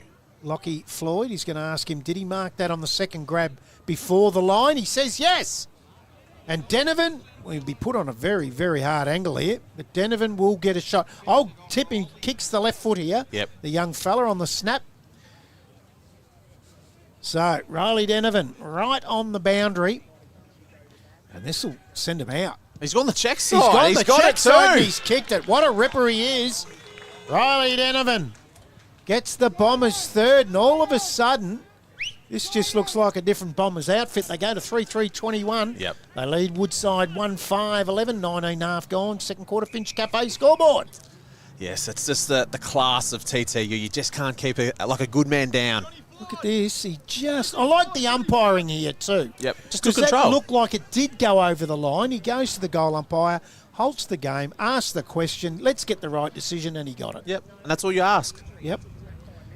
And that was our mate, Lockie Floyd. Yes, come in before the game, didn't he? Said He's g'day. He's a ripper. He loves a punt. He had a couple of he had one running at 2:10 today. And he wanted 5 minutes before the game was started. We're going to delay the game for him, eh? Yeah, he was going to get Dad onto it, so hopefully his father's let him know. I hope his horse won. Yes, and it's Foat going up against Brawns, and all of a sudden it's a change with Brawns. He's thinking otherwise, and it's Woodside that are going to get the centre clearance by through Dyke, but it's Mickey that picks up the ball, and he's kicked to centre wing. He's looking for the boundary, and it's Hayden Willington getting there first, and he will just get it over the line and tackled there by Matt Dyke. As we have a boundary throw in here with Brawns and Foat. Got the cool sunnies on. He does. Oscar King. And Foat wins that with the left-hand tap, and it's tapped again there by Jacobson. Looks for Willington, but misses him. All the players just stopped. It's just a couple of times players with their head down have been hit. I know Brawns didn't get him on the head, got him on the shoulder. It's got to be a little bit careful. Yeah, very careful. And it's Brawns and Foat again. Brawns gets the big slap away on the left. Little left kick by Shields, but it's marked again there from the Woodside, and it's Stevens. He doesn't know where to kick to, so he's going to look down the line, and he goes as long as he can, but Brawns and Foat are there. And it's a good contest, and Dyke just lets that go over. And we'll have a boundary throw in So Benny Johnson's swung him into the ruck, big Ryan Folk, because it Brawns was had to happen. controlling. Had to happen. Good coaching. Yep. He started to control the game, Brawns. Yeah. Without doubt. And here he is, just holding the front spot. Gets the tap. Stalemate.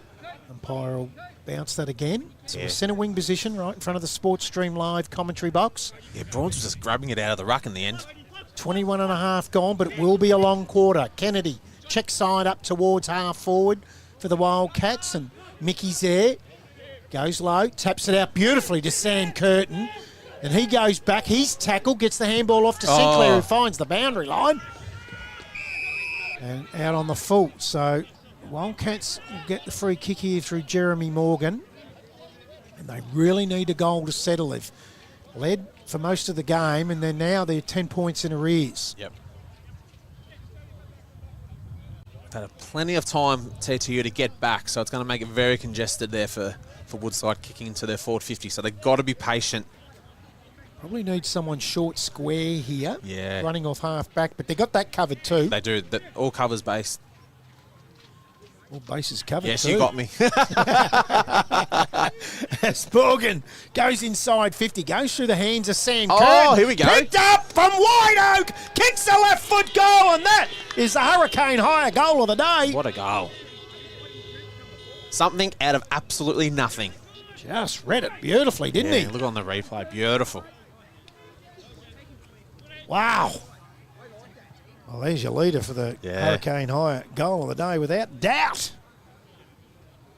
Takes them on to 2-5-17. Inside a goal again. 3-3-21 at TTU. 23 gone, second quarter on the Finch Cafe scoreboard. That is a ripper. And they need it. It's come at a very good time. Yep. So what do we reckon? We're going to go 35 minutes, do you think? I reckon it'll be close. There's 8 minutes on top of it. Yeah, I reckon you're right. I reckon we'll be right up there.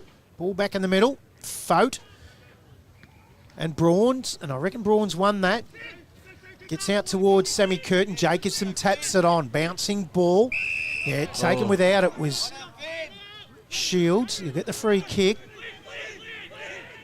Got a lot of leads from Twite and early and short. He decides to go up the line looking for Brawns. Gets out over the back. Gets back to Brawns. Has a shot at goal. And misses to the right. I thought that was through. I've just noticed there's a tagging job here for Mick Jacobson. Jeremy Morgan's following him everywhere. He's on top too. Yeah. Just noticed every stoppage he's right on him. It's still inside a goal. Yep.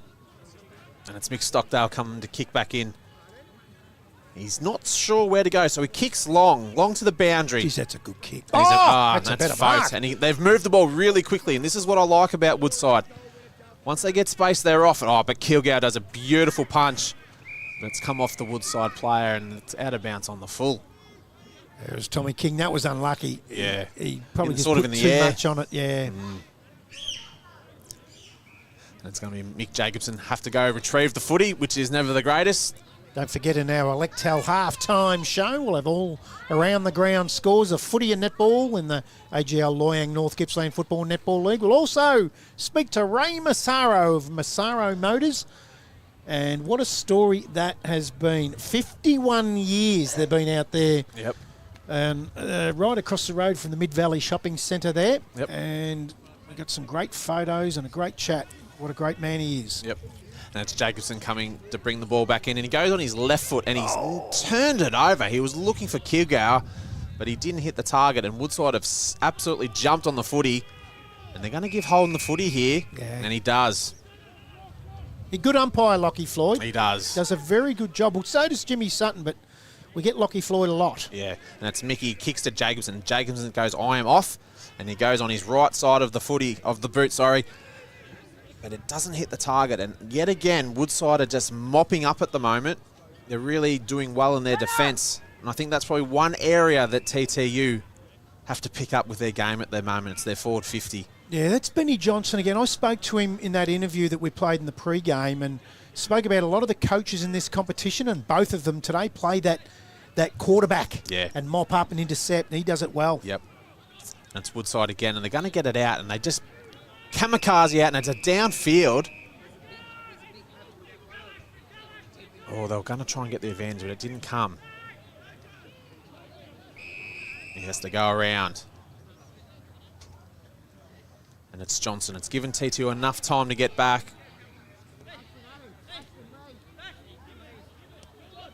Johnson doesn't have a lot to kick to. So he goes in short and goes wider. And they're very, very patient here, Woodside. And they chip again. Looks like it's hard. Very, very wide on the wing there. And they're very, very patient. This is what I like to say, and it's back to Mick Stockdale. And he'll look inside and he'll take his time. He's never in a hurry. And it's Johnson again. He does a little chip as well. Set it up. Yes, goes to Ryan. They do have the opportunity to go even wider to Jeffs if they want to, but they don't look that way. They look up the middle. That's a beautiful and it's come straight off his chest in Jansen, but they're off again. Oh, it's a terrible kick, and it's Jack Brown, and he'll mop that up all day, and he goes more to centre wing looking for Duncan, and Duncan marks. And he'll try and look inside as well. They're very attacking side. And does a little chip kick, looks for Jacobson, and marks. And he'll go on his left foot this time, and it's normally a beautiful kick looking for Brawns, but courage. It's very well there, chopped off in Morgan. Morgan doesn't have a lot to kick to, and he kicks down the line. And Jack Brown's down there as well. And it's very scrappy, and it's Kilgour that mops up really well there for TTU. But they thought it was going to be a turnover, but Curtin does well. Did you see that too? It was very, very well done. And it's White Oak again. What can he do here? And it's well tackled there by Kilgour. And it's Sinclair, the fullback, who just drops the shoulder in. Might have been a bit more than a shoulder just It had a bit of elbow behind It wasn't a free kick, so it must have been fair. So a boundary throw in, 30 around from the Wildcats goal. The ruck on that occasion, Folk gets his fist to it. Handball out in hope. Oh, here we go. Into the late inclusion for the Wildcats. Askew as a snap at goal and misses to the right. 2-6 to 3-4. Had one more shot at goal, the Wildcats, and they trail by 4 points.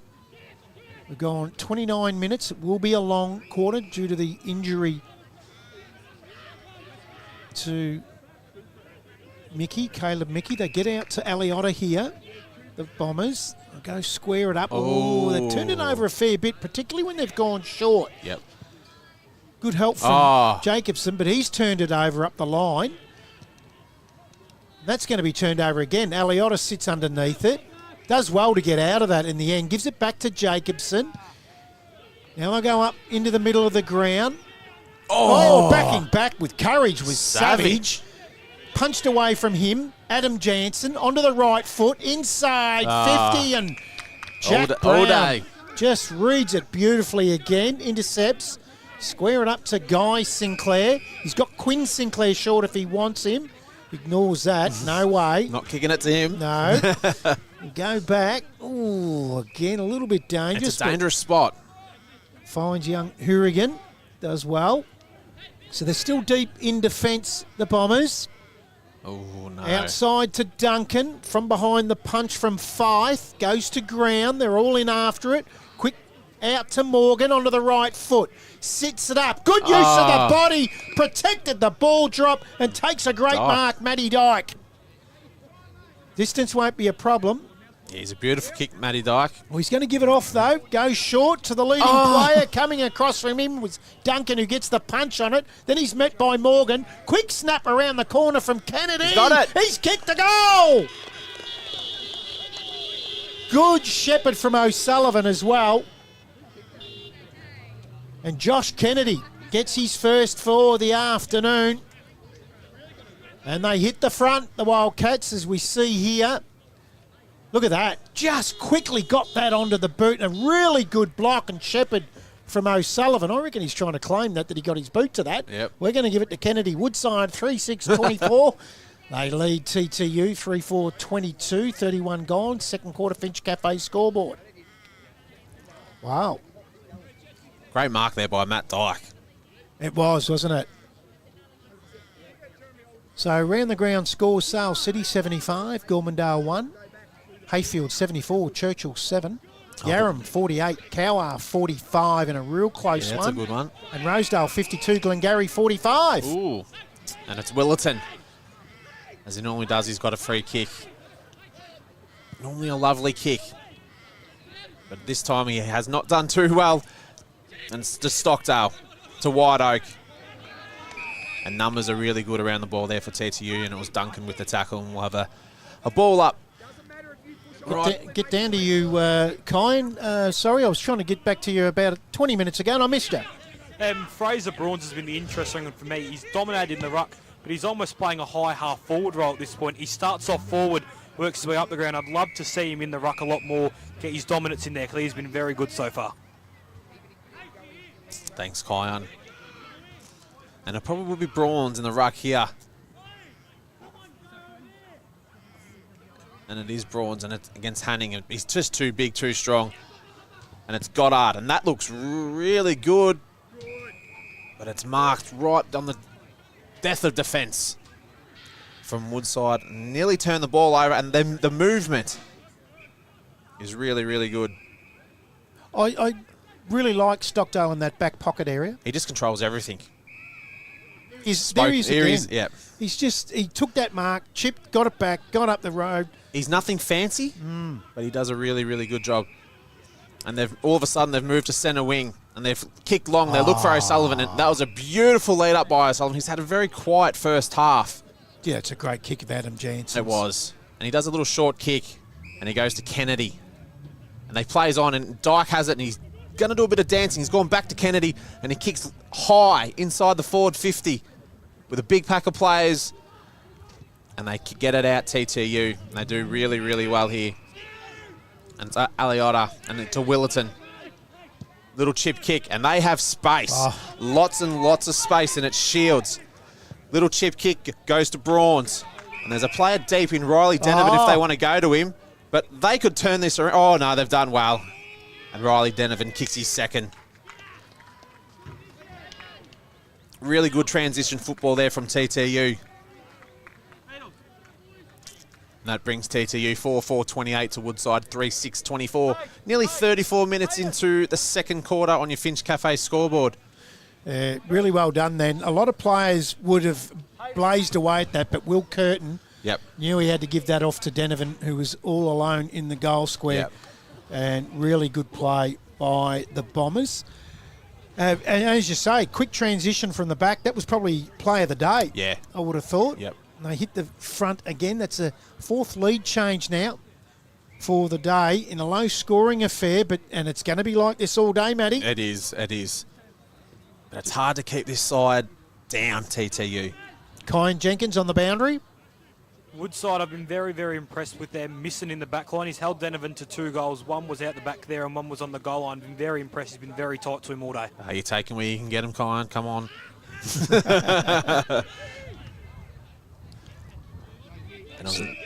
Sorry, Brad, yours, mate. No, you're right.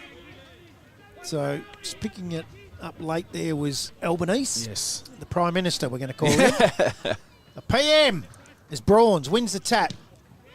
Quick kick out from Dyke, has it smothered, toe poked. Oh, Jacobson does well. Gives it off to the outside. Running player in Liam Mickey. They go inside 50 again. Willerton gets it off to Twite. Twite into the open goal. Misses to the left. Ooh.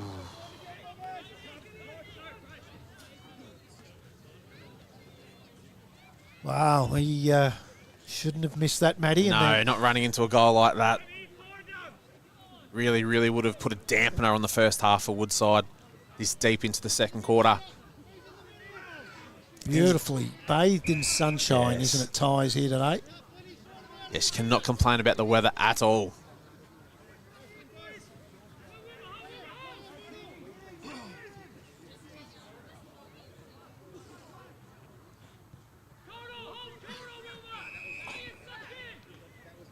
So they go short.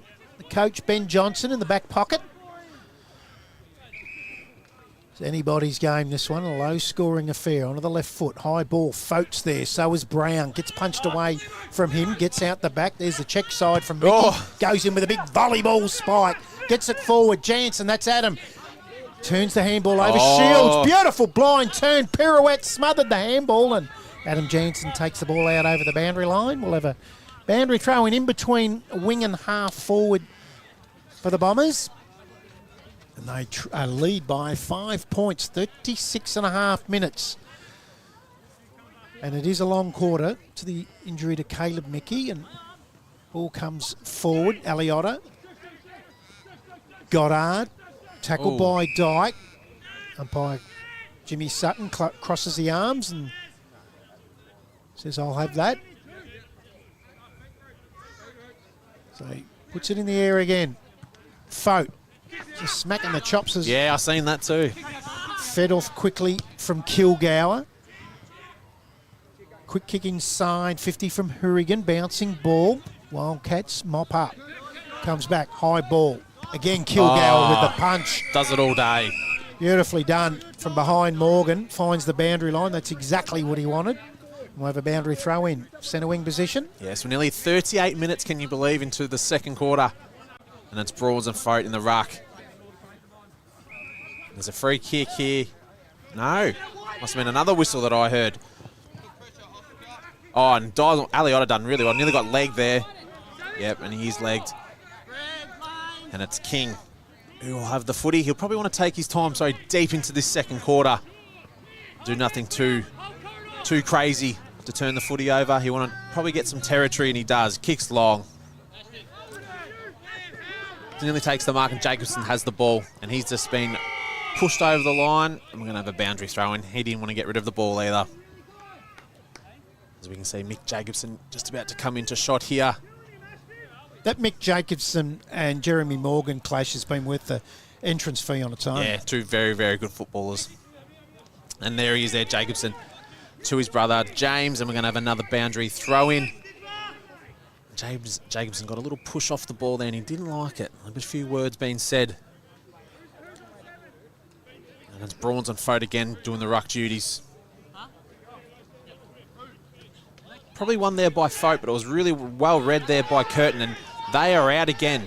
And they kick long, very long, looking for Moy. And he's used his body really, really well there. Nearly probably got taken high. But we've got the water boy right in front of me, Brad, so you might be able to see. They love it. It's something that I noticed early in the early game. At least he's off the ground. A lot of the water boys I've noticed in this competition loiter on the ground. Yeah, they do. There it goes, and tapped out by Albanese. Gets that off to Moy. Has a flying shot at goal, but it's going to be mopped up by the Wildcats. And they have King, short, go to him. Takes that. That's 50. Yeah, closing was Will Curtin. I thought it might have been two. I thought he held him a little bit too long, but the umpires let it go. Goes out towards Fote, takes the mark on the outer side. Half-back flank. Now gone nearly 40 minutes. Jeez. Can you believe that? He's going to come back to Benny Johnson. Then they'll spread to the outer side through Jeffs if they want him. Goes up the line. Guess who? Stockdale.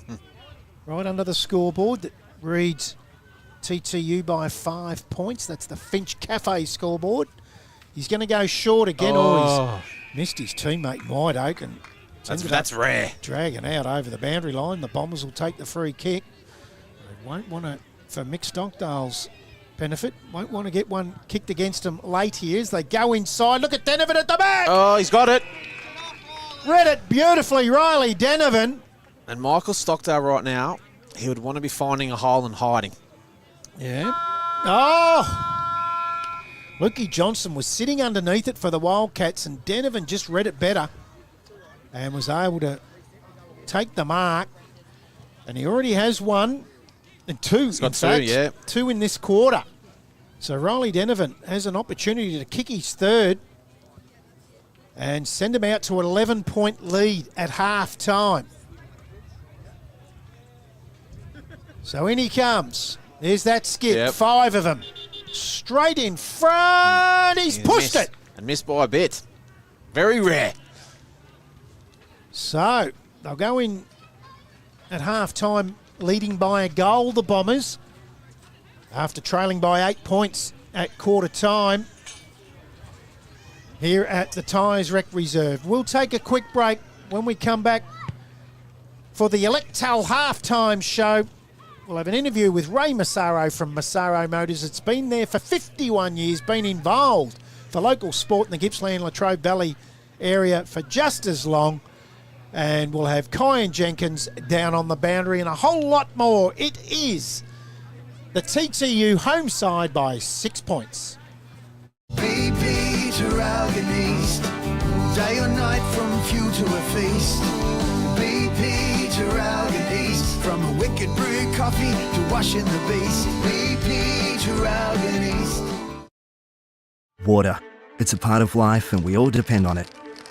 We spray it and play in it.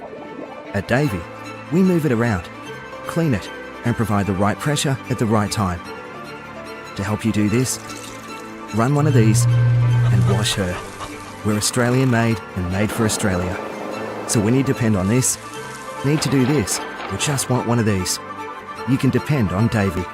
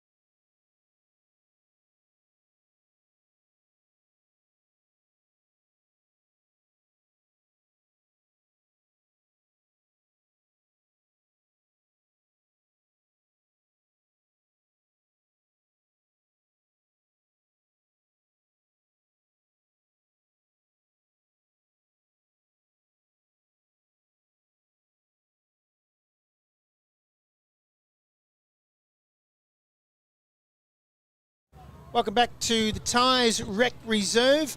At half-time, it is TTU, the home side, 4-6-30. They lead by 6 points after trailing by 8 at quarter-time.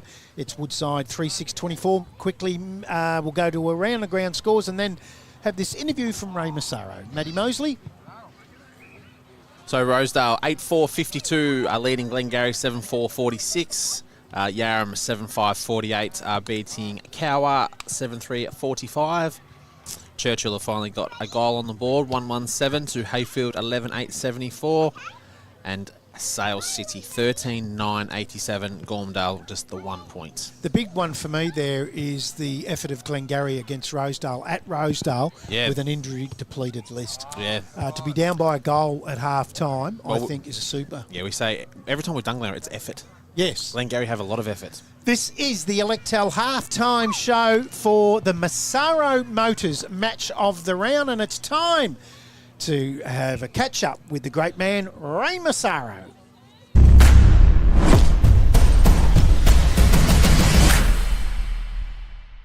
Ray Massaro, good to catch up with you again. I caught up with you at the season launch for North Gippy out at the Finch Cafe, and we had a bit of a chat. I finally get out here. I remember this place when it was about mid-80s, but it was here a long time before that, wasn't it? Yes, mid-80s. We're talking about early 70s. So it's talking about a decade or 10 years later. So you were living out, you were working as a mechanic? Mechanic, service manager for 18 months, 2 years, and then decided to go out on my own. And you built this here, and we've had a look at some of the photos that you see on the screen now. You're a bit of a bricklayer too. Yeah, concrete, a bricklayer, as the Italians did, I guess, in my dad's day. We came, we concreted, and we bricklayed it, and concrete, and poured some more concrete, so we kept doing that. So that's 51 years ago. Is it still really fresh in that building stage back in that 73, 74? Some of the building that is here behind some walls is still the original roadhouse walls. Because it was a cafe service station, there was an old shower at the back that we just had a look at that's still there, that you lived out there in the storeroom and showered there. That was my shower when I was pouring the concrete and digging foundations. Instead of going home to Yanar, I lived in the storeroom of the house, and I was doing the house up as well to rent the house part out. That's 1973, coming into 74. Yep.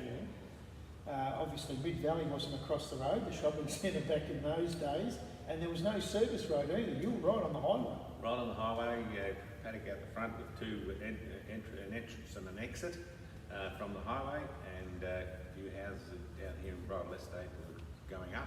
In those original days, was it Mitsubishi then? No, we started with Chrysler by Chrysler. Chrysler was made in Adelaide, American company. Still is Chrysler around the world, but Chrysler by Chrysler. We had Chrysler Valiant back then. And you had a little bit of a go at the Prestige stuff too at some stage? Yeah, we did. We grew with Mitsubishi to a point.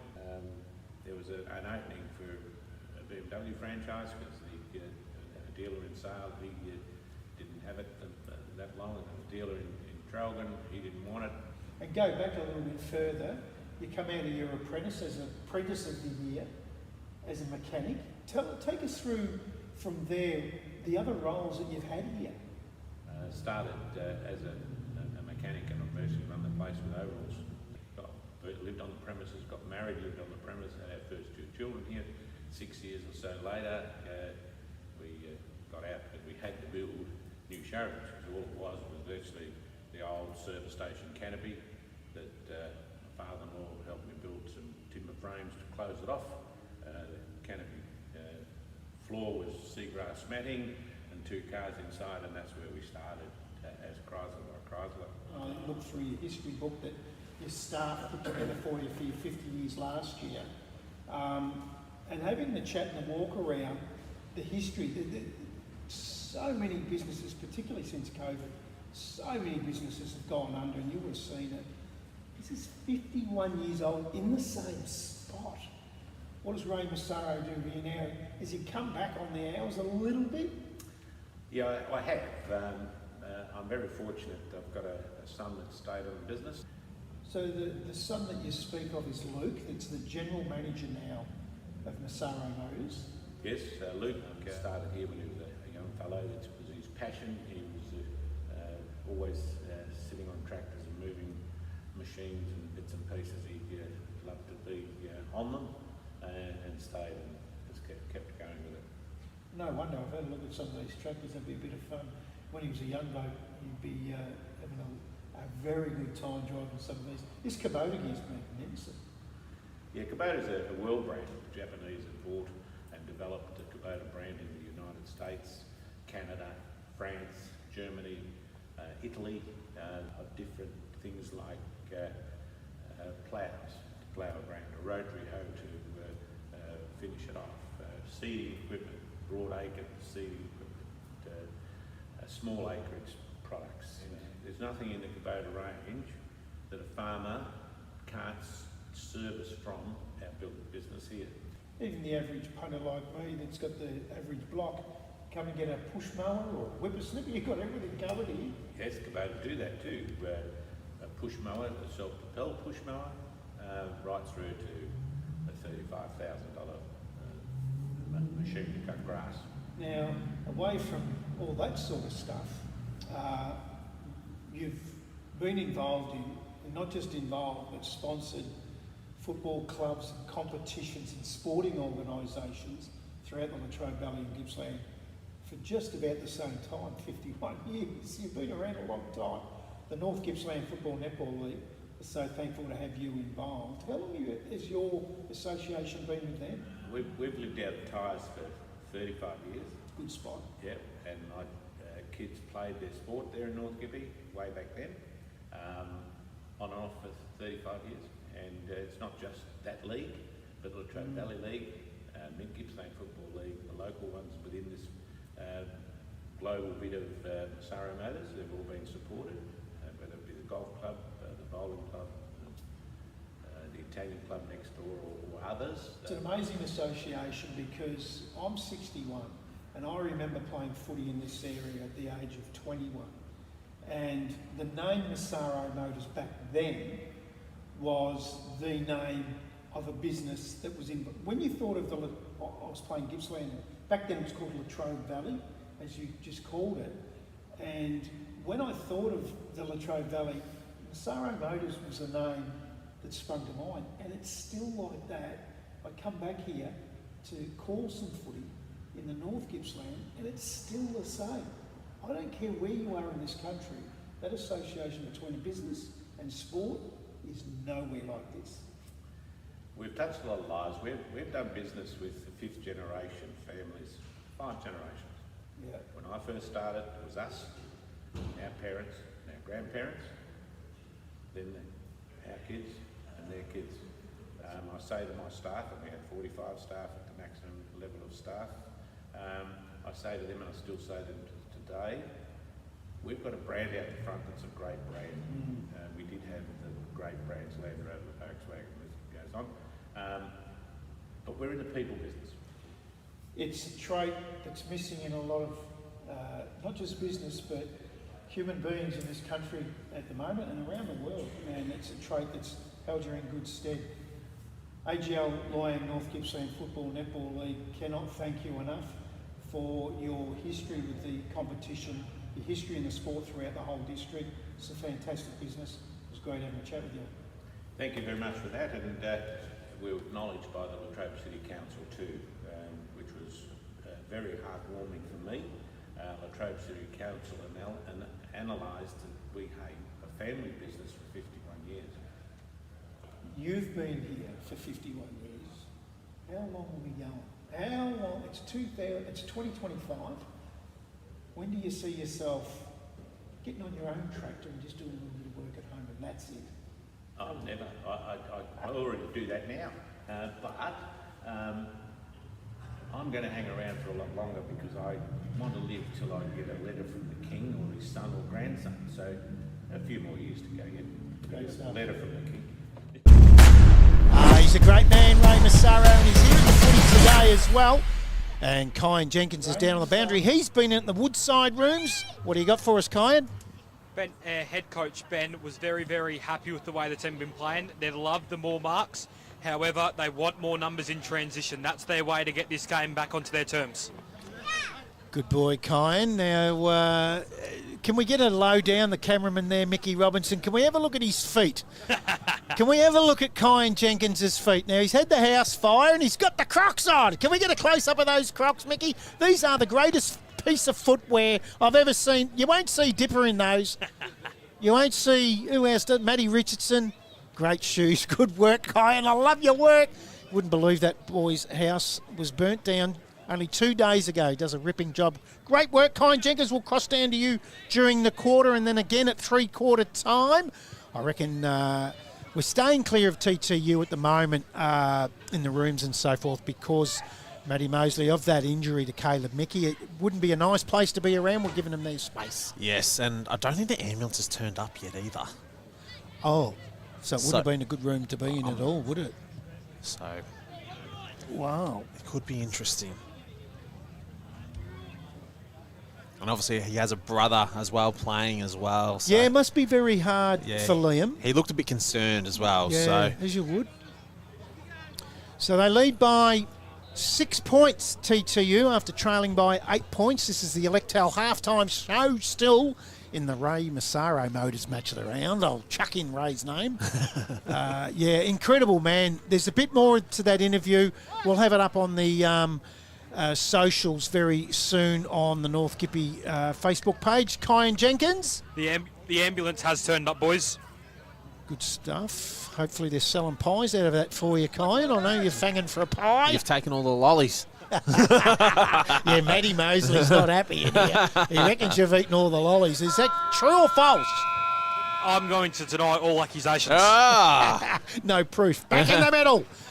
Quick tap out from Albanese for the Bombers. Goes low from Savage back to Albanese. Big, long kick inside 50. Just got through the basket of Riley Denovan. Curtin, that's Will, comes in and hits his opponent quite hard there. I reckon that might be Benny Johnson that was hit there. Can be dangerous when it's on the fence there. In fact, that's Misson again. Got up, took his time getting up. Did Daniel Misson. So have a boundary throw in. Early in the third quarter. In it comes. From behind, Brawns gets the tap. Wildcats do the crumbing out towards the boundary line. Good handball in the end to Fife. He goes back. Left foot from Johnson. Beautiful kick and finds Stevens. Just a well-weighted kick from the coach. Stevens squares it up to Morgan. What a battle he's had with Jacobson. Goes to the outer side. Nice kick. Stockdale, short ball and beautiful ball to Jansen. It's Adam, outer wing. Low spearing kick. Up the line, he was looking for his teammate and Zach Richards, but it was chopped off. And that was Mickey too, wasn't it? It was. Liam Mickey gets out under the Massaro Motors sign there on that outer wing. How opportune was that? After the Electel halftime show, we spoke to Ray. There's one of the sponsored boards that he does around a lot of grounds in the district. Kennedy overruns it. Comes out to Sammy Curtin. Has his kick smothered by Kennedy. Does really well. Toe poked inside 50 from Richards. Just overran on that occasion from Ashton Jansen. Bombers could get this away here. Just a high clearing kick into the centre. Willetton, look at him. Willetton just nudged the bigger, hanging underneath it. But the umpire said, no, it was Johnson actually, Luke Johnson. He said, no, can't do that, little fella. So Johnson out towards the boundary around half forward. Finds a teammate in Cooper Ryan. He's going to turn that over. He's going to put it straight down the throat of Albanese, and Albanese gives it off to Jacobson. They're away, the Bombers. Yes, Jacobson looks for Brawns, and Brawns, very, very strong mark here. He's had a super day, Brawns. Kicks long. And he looks for the smaller Fallon Willetton. And it was a big, tough ask there for Willetton. But we always know that Hayden Willetton will always compete and will have a boundary throw in.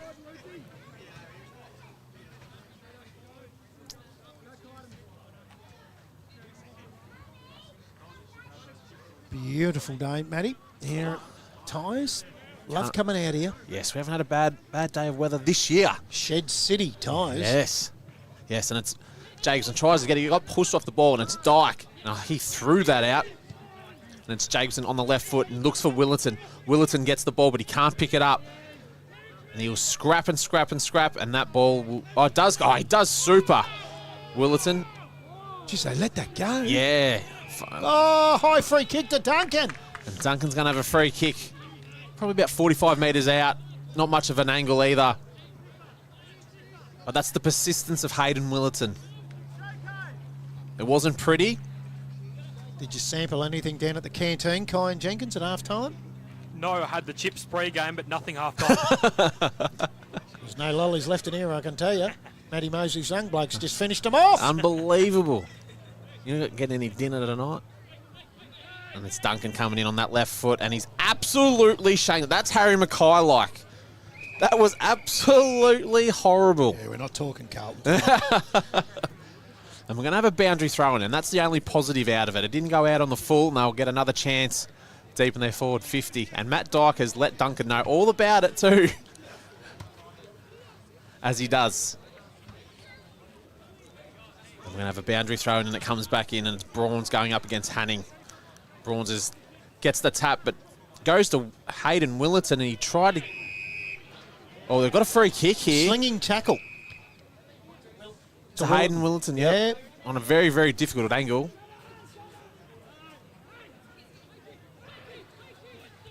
There's a lot of players calling for the ball, but he's not going to give it off.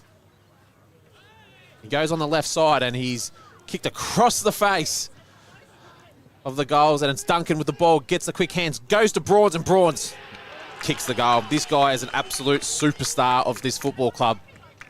He's an absolute... I reckon he's probably the most important player, bar Jacobson. Yeah, I'm with you. Right now, he's going to be the difference if they don't fix that, because we say it week in, week out, he is a goal-kicking ruckman. Forward, yeah. Yeah, that's right, ruckman. And he kicks his 4, or he doesn't average his 4, but he pops up every few weeks with 4. Yep. He does a great job. And they're so hard to find, these type of ruckmen. Yes, he certainly is. So TTU got their 5th. They go on to 5-6-36. They lead by 2 goals now. Woodside 3-6-24. 5.5 gone. Back in the middle. Hanning wins the tap. Goes to ground. Curtains wrapped up. And we'll do it again. Albanese gets high, but I reckon Hanning might have got that. Comes out to Aliotta. Paid a throw here. So it'll be Dyke. Quick, has yes. Stockdale running off, gives it to him. Beautiful kick, great punch from behind by Brown, though. Stockdale has tackled his opponent without the ball. He might have collected him a bit high, too. And the free kick will go to the Bombers. It's Aliotta. He's had a good game again. Quickly, gives it off. Albanese. Oh, not to a ruckman. Hawks his own shadow. Gives it off to Sam Curtin on the right foot. Finds Dwight. No, it's Will Curtin. Will Curtin, quickly, onto the left foot. Oh, nice long Goes kick. with the long kick. Brawns holds the front spot. Gets out over the back. Bouncing ball. Ooh, Johnson might have taken his opponent high. Not paid. Missing's there. Look out for Jacobson hanging around on the outside here. They get it to him. He's quickly tackled. Kick smothered. Goes in after it again. Goes low. Does he win the high tackle that he tried to win? Oh, our umpire, Lockie Floyd's right on top of that. Wouldn't pay it. We'll have a bounce down right forward pocket. As Aliotta's come off after that. Did you see that there, Kyan? It was from that tackle in the previous play. It looked a bit groggy getting off the field. Could be a head knock. He's just walking to the bench now. Shields has a flying snap at goal. Misses to the left. So they're 13 points up, TTU, and in the scheme of things, that's quite a large margin, And Matty Mosley. they're gaining momentum too. Adam Jansen, bring the ball back into play for the Wildcats. Wants the long kick out towards O'Sullivan. Oh. Beautifully done in front. Is it Kilgour? Yeah, it was. Unbelievable. We've seen him, 3 or 4 games this year, and he's done it every game. Come from nowhere. Had some support from Sinclair, 2 up the ground. Yep.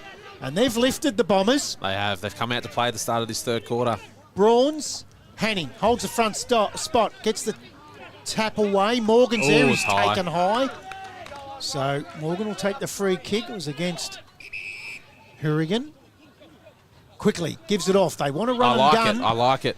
Jansen up towards the 50. O'Sullivan holds the front spot. Gee, Sinclair's done a good job on him today. Gets here out we to go. the outside. King off the ground. Wants the bounce to the left, gets it to the right. Yeah, they've definitely got a game plan, Woodside, at the start of this third quarter, and it's movement. Get the ball moving. Put them under pressure. Don't give them the chance. More mullets here at TTU today than I've seen in a while, I must say. And as TTU kick in, and it's Curtin that has the ball. Little chip kick. And that's Shields. Kicks long, beautiful long left foot kick. And he looks for Albanese, doesn't mark the ball, but does really, really well. Roves his own errors. Go Fraser. But as a typical ruckman, he handballs it out of bounds, and we're going to have a throw in. There's a couple of girls there playing with the effects, Mike. Happens every time. Found the effects, Mike. Don't worry That's- about I that. think Bit it's of me hilarious. time. Bit of me time. Never seen a We'll let 'em- microphone before, the girls. We'll let them know about it. Boundary throw, and it's Bruins coming in against Hannigan. Bruins just beautiful tap. And it goes to Curtin, to Willerton. Handballs back to Brawns, and he kicks deep inside forward 50, looking for Denovan. Denovan nearly marks, nearly a free kick there. But it's coming, and here's Twite. He could have kicked off the left side off his foot, but he decided to pick up the ball. And Woodside do really, really well there. And the boundary's their friend. And they're going to have a boundary throw in deep inside T2U's forward 50. And it's 5-7-37 to Woodside 3-7-25, nearly 10 minutes into the third quarter. So, the Bombers lead by that 2 goals. Got a couple of multiple goal kickers in Denovan and Brawns, the Bombers, where the Wildcats still yet to have anyone be a multiple goal kicker. And I must say, the job Guy Sinclair's done on Mick O'Sullivan today to this point of the game has been superb. No influence at all. No, he's kicked 36 for the year, and the young fella, Zach Richards, has kicked 31, and they're both goalless today. So in it comes. Brawns wins the tap. Jacobson does the crumbing, but Morgan's there to tackle him as soon as he gets the ball, and that's happened all day. So these two have had a magnificent battle. Two of the premier midfielders in the AGL Loyang North Gippsland League. That's for sure. Brawns takes it out of the ruck. Snaps a goal, misses to the right, all the way, out of bounce on the full. He's so dangerous. If it's not his tap work, he'll grab it out of the ruck. And the old third man up has killed that. Yeah. You can't stop that. Yeah. Is what I mean. Yeah. Because normally a coach would assign someone to be the third man up around the goal mouth. That's right. So If you're a jumping ruckman, it's going out of the game. Yes. It's all our body. Yeah. So the Wildcats up the line looking for Morgan and Folk. Gets from behind the punch. The big fella goes to ground. Quickly taken there by Stevens out over the boundary line. Kyan Stevens on the boundary. Stevens? Kyan Jenkins. That was Stevens that took it out over. You're right on to me today. The TTU defence has been exceptional today. As you said, the 2 key forwards have had no impact. But you have, my young friend. You've had a huge impact today. Can't wait to see you out there at three-quarter time in those Crocs. And we put in together, I must let you know, Jenkins, we've put together, we've got about $55 for a new pair of shoes in here for you at the moment. We'll have them for you next week. Ben Johnson goes square across to the back pocket, finds Cooper Ryan. So Ryan, he's going to go short, still inside. He's nearly my best on ground, this fella, Adam Jansen. He's had so much of it. Clearing kick with a beautiful kick to Jeremy Morgan. Morgan now, he's going to go short up the line. Supporting a beautiful shiner is Joe Fife under the right eye. So we'll have the boundary throw in, centre wing position. It's the Bombers by 2 goals in a low-scoring affair. We're halfway through the third. Oh. Shallow ball in, and Brawns wins it to Jacobson, who tunnel balls it out towards Savvy. Oh, in fact, it's Shields. He's tackled to the ground, and again, we'll get a restart. You see Savage sprint to the boundary for Goddard. Comes out the back. Morgan. There's a bit of basketball dribbling there going on, and quickly comes out to Willett and gets the bounce as Morgan chases him down. Was it in the back? Downfield it was. Lockie Floyd right onto that. Bit happening off the ball here. Good umpiring, again, by Lockie Floyd. They'll get a shot at goal here, and I reckon it's going to be Will Curtin that's going to take it. Down to you, Kyan.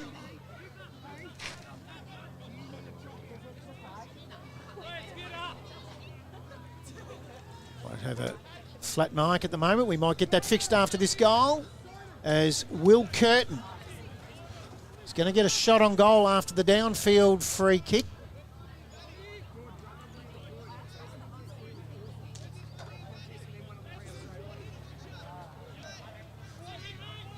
So Will Curtin on the left foot. Ah, beautiful. Gets a shot at goal. And kicks his first for the afternoon. And TTU have ranced that out to a game high. 18-point lead now. 6-7-43 TTU. Woodside 3-7-25. 14.5 gone. Third quarter Finch Cafe scoreboard. Yes, the class is starting to really shine with TTU. After Woodside dominated in the first quarter, they've just grinded their way back into the game, TTU. And it's Fote and Albanese going up in the ruck. Nearly 15 minutes gone in the third quarter. Sun's gone down behind the clouds. Albanese gets the tap, looking for Willington, but doesn't pick it up cleanly. He's trying to get it out, but we're going to have another ball up right on the centre circle there, with Albanese and Fote going up again. Fote looking for the body and wins the tap with that right hand. And there's a free kick off the ball, and it's going to go to TTU. Is it Jacobson? It is. Oh, they've nearly stuffed. It was Aliotto that got the footy. Kicks long on that left foot. It's not the greatest looking kick, but he gets it forward, and it's going to be Shields that's going to try and pick up the ball, but he doesn't. The Woodside pressure with three blokes around the ball, and they've done super. We're going to have a ball up half forward of Sale. Jeez, that was last week. Of TTU. And a big jump there by Fote. Fote goes up. But it's Fife. Does really, really well. And kicks on. And it's Hannon goes to the... Oh, great mark there. And he's going to go look deep inside the forward 50 for Woodside. He's not too sure now. And he kicks long and he's looking for O'Sullivan, but Kilgour's in front of him. And as he's done all day, he's created a great contest, Kilgour. And if he's not punching it, he'll step right in front of the forward. And he's done really, really well. Kyan Jenkins with a charged microphone on the boundary. TTU have, again, I don't think you heard this the first time, their defence has been phenomenal. Guy Sinclair, who took the scalp of Lee Brown a few weeks ago, he's going to have another scalp here with O'Sullivan. Ball goes inside 50. All wrapped up. So he's spot on, Kyan Jenkins. He's been superb, Guy Sinclair, and we quickly forget the job he did a couple of weeks ago there on Lee Brown, as you say. Quick tap forward, comes out to Jacobson. Oh. High ball, Shields is underneath it, so is Stockdale. Moy, well done. Comes out to Moy, goes to the little fella in Willetton. He's tackled by Morgan. That's Jeremy Morgan. The umpire, Jimmy Sutton, crosses his arms and he'll ball it up. Still inside 50 here for the Wildcats. They trail by 18 points and they need one here. Brawns wins the tap. Again, we'll get the bounce down. Get some around the ground scores shortly, because there was a couple of close ones today in other AGL Loyang North Gippsland Football Netball League games, as Dyke is tackled to the ground. And tell you that Yarram are now 32 points in arrears to Glengarry. Cower, sorry. Wow. Rosedale, 26 up over Glengarry. and they're away. So the Bombers through Riley Denovan in the middle. Lowers his eyes, hits up Willerton. He's been damaging as he always is. Finds Duncan. Still outside 50. He wants that beautiful left foot that he's got. And he finds Goddard inside 50. And he's well within range. It's a beautiful kick, Goddard. But the man coming off, Hayden Willerton's really set them alight in this third quarter. It's been superb. Yep. Every time we see him, 91 point Sale City over Ormondale. No, he's been super every time we've seen him. TTU, Hayden Willerton. So, Stuart Goddard from 40 metres out, more or less directly in front. Oh, he kicks from 50, actually. Misses to the right. But the Bombers are in complete control at the moment, you would say, Matty. Yeah, most definitely. Everything's gone back onto their terms, which earlier on in the day was Woodside's terms. So Adam Jansen's going to go short. Johnson, nice left foot to Stoddard. Stockdale, how about that? It was a mix between Stockdale and Goddard. Yeah. So Stockdale on the right foot, outside the defensive 50, goes through the hands of Luke Johnson, does well, butters up towards Zach Richards. She's had one of those days. Quinn Sinclair wins it back to Brown. They're away through the Bombers again through that back half. Hourigan finds Goddard. He's going to go short with a high ball to Guy Sinclair. Just gets out over his head. Oh, no! That's the sort of day that O'Sullivan's had. Lux are fortunate didn't carry the boundary. And we'll have a boundary throw in centre wing position right in front of the Sports Stream commentary box. They lead by 19 points, the Bombers. Yes, poor O'Sullivan. He's had it tough today. And it's Brawns and Fote going up in the ruck. Not a great throw in, but it's gone to Fote. Fote's got the ball. Oh, Jacobson nearly gave a free kick away. Oh, they've turned it the other way, and Jacobson has got the ball.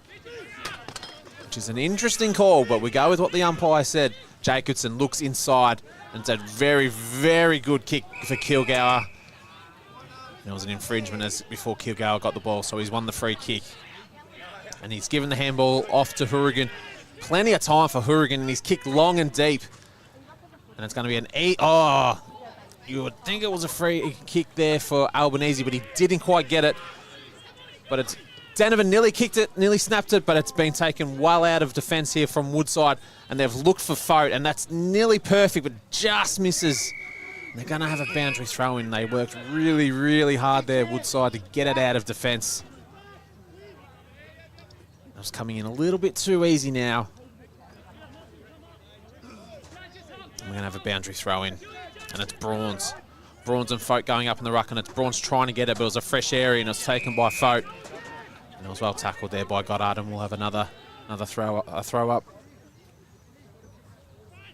Brawns and Fote. Fote wins that with the left hand, gets to Jacobson. Jacobson on the right foot. Does a kick, and he gets chopped off there again by Johnson. Deep inside defence for Woodside. And as they've done most of the day, they've done a little chip pass. And they've looked for the other Johnson. And they're chipping it away. So they had the ball still in their defensive half, the Wildcats. They need to score. Only kicked the one behind in this quarter. Free kick's going to go to Savage for the Bombers. He's 55 out, goes in towards the pocket. Bouncing ball. Gee, Albanese should have done better than that, I would have thought. Morgan for the Wildcats has 5, but he's going to carry that out over the boundary line, and Aliotta is going to take the free kick. In fact, I reckon they've missed one there. It was Aliotta's kick, and he quickly give it back to Jacobson. And there's a good reason why. Yeah, that's not it. Gets out over the back boundary line is the winner of the boundary throw-in, 20 around. So they've only kicked the one behind in this quarter, the Wildcats, where the Bombers have kicked 2-2, and that's enough to get them out to that 19-point lead. Especially when you've only kicked 3 for the day. Yeah, in this real low-scoring affair. And I reckon they just have lacked forward power today, the Wildcats, and the Bombers have been brilliant in defence. Ball comes to the front. Tapped on. Yeah, we talk about the forward line. If you have Witchlands to this side, It puts Ryan Folk to centre forward, and it gives him a big target to look for, and they've really lacked that. So we're 23 minutes gone into this third quarter. Bombers hold that 19-point lead. In it comes. Albanese wins a tap. The umpire's pulled a free kick. Lockie Floyd, and it's going to go to the Wildcats. And White Oak goes up towards Richards. He collects it. Comes back. Goes back the other way. Onto the right foot. Not a great kick out towards the Finch Cafe scoreboard. Bouncing ball. Cooper Ryan collects it in front of Quinn Sinclair. Gets onto the right foot. Snap, but it's all Bombers. And Zach Kilgour mops up quickly to Savage. Ooh, gives Josh Kennedy a little how do you do. Savage now outside their defensive 50. Curtin, that's Will to Hourigan inside the centre square. Short again. So Sinclair. Goddard. Going to go back to Sinclair and just waxing onto the left foot. Oh, danger. High ball to Quinn Sinclair. Gets out over the back. Well done by the Wildcat Ashton Jansen. Has no one really to go to, so just sets it high and long. Hourigan's there, but he's beaten to it. The Wildcats are away. They go inside 50, and this is going to be Mick O'Sullivan's first real chance at it. He's going to have to kick it every bit of 48 metres, right under the Finch Cafe scoreboard. His closing speed was magnificent. And here's a long kick. He is, and he needs to be accurate with this one. Mick O'Sullivan, 36 for the season. That's not going to be 37. Fork shot! He's got it! What a great mark right in the goal square by the big fella Fout. And he's on the right side for the left footer. Yep. So he hasn't gone back that far either here. But he's just going to turn the body, you would think, and then snap. Doesn't turn it all the way. 45 degrees, I would say. Not a problem, though, for big Ryan Foten. He gets his second for the day. And Woodside stay in contact. 4-7-31. They trail the Bombers 6-8-44. We've gone 25 and a half, third quarter, Finch Cafe scoreboard. Yeah, we just had Mick Jacobson come back onto the ground, so he's had a jumper change. So he's wearing the number 52 now. He was the number 3, so that was pretty ripped, so he got in a bit of a scuffle earlier on. So Mick Jacobson is in the 52. Just to try to confuse us. Yes. Wait till next week. NAIDOC game between Rosedale and Woodside out there at... Oh, sorry, it's Woodside and Rosedale out at Woodside. The numbers might be all over the place next week. Your favourite. Oh, I don't like it when they do it. There's no way around this, though. No. Oh, there is. Just get the same bloody numbers that you wear on the new jumpers. Pretty easy. Yeah. Brawns and Hanning going back up in the ruck. Pretty much even contest there as well, done by both ruckmen. And it's Kennedy that gets the ball, and they're starting to get a bit of momentum again, and they've kicked long, and it's probably the first time we've seen this today in Morgan. Oh, sorry, Richards. Well, the two of them are starting to look a little bit lively, A little bit Matty. busy, yeah. And they've kicked long, and he's gone for the one-on-one with Sinclair and O'Sullivan. And he's going to get a free kick here. Then he give him a second one too. He did. He didn't like it. Let's look here on the replay. Geez, not much and in then, that. Then the second one though. Yeah, he threw him after it, but Yeah. they've called it early. Like I say, it's a forwards game. Whether you like it or not, forwards get away with a lot more. I'll tell you what, Matty, this brings it back to 7 points if he kicks this. And this happened last time. Yes, yes. Comes in O'Sullivan, and he's kicked his first for the day. And it's Woodside, 5-7-37 to TTU, 6-8-44. Nearly a bit over 27 minutes gone in the third quarter on your Finch Cafe scoreboard. Wow, another one before three-quarter time will make it interesting. Kyan Jenkins? Well, at half-time, Ben Johnson from Woodside said they wanted to move the ball with numbers in transition. That's exactly what they've done. It's got them back into this game. Now, it's getting a little bit nipply down there on the boundary right now. You're still in the vest, I see. Don't forget there's a jacket in here for you. Cheers, for boys. the homeless boy down there on the boundary.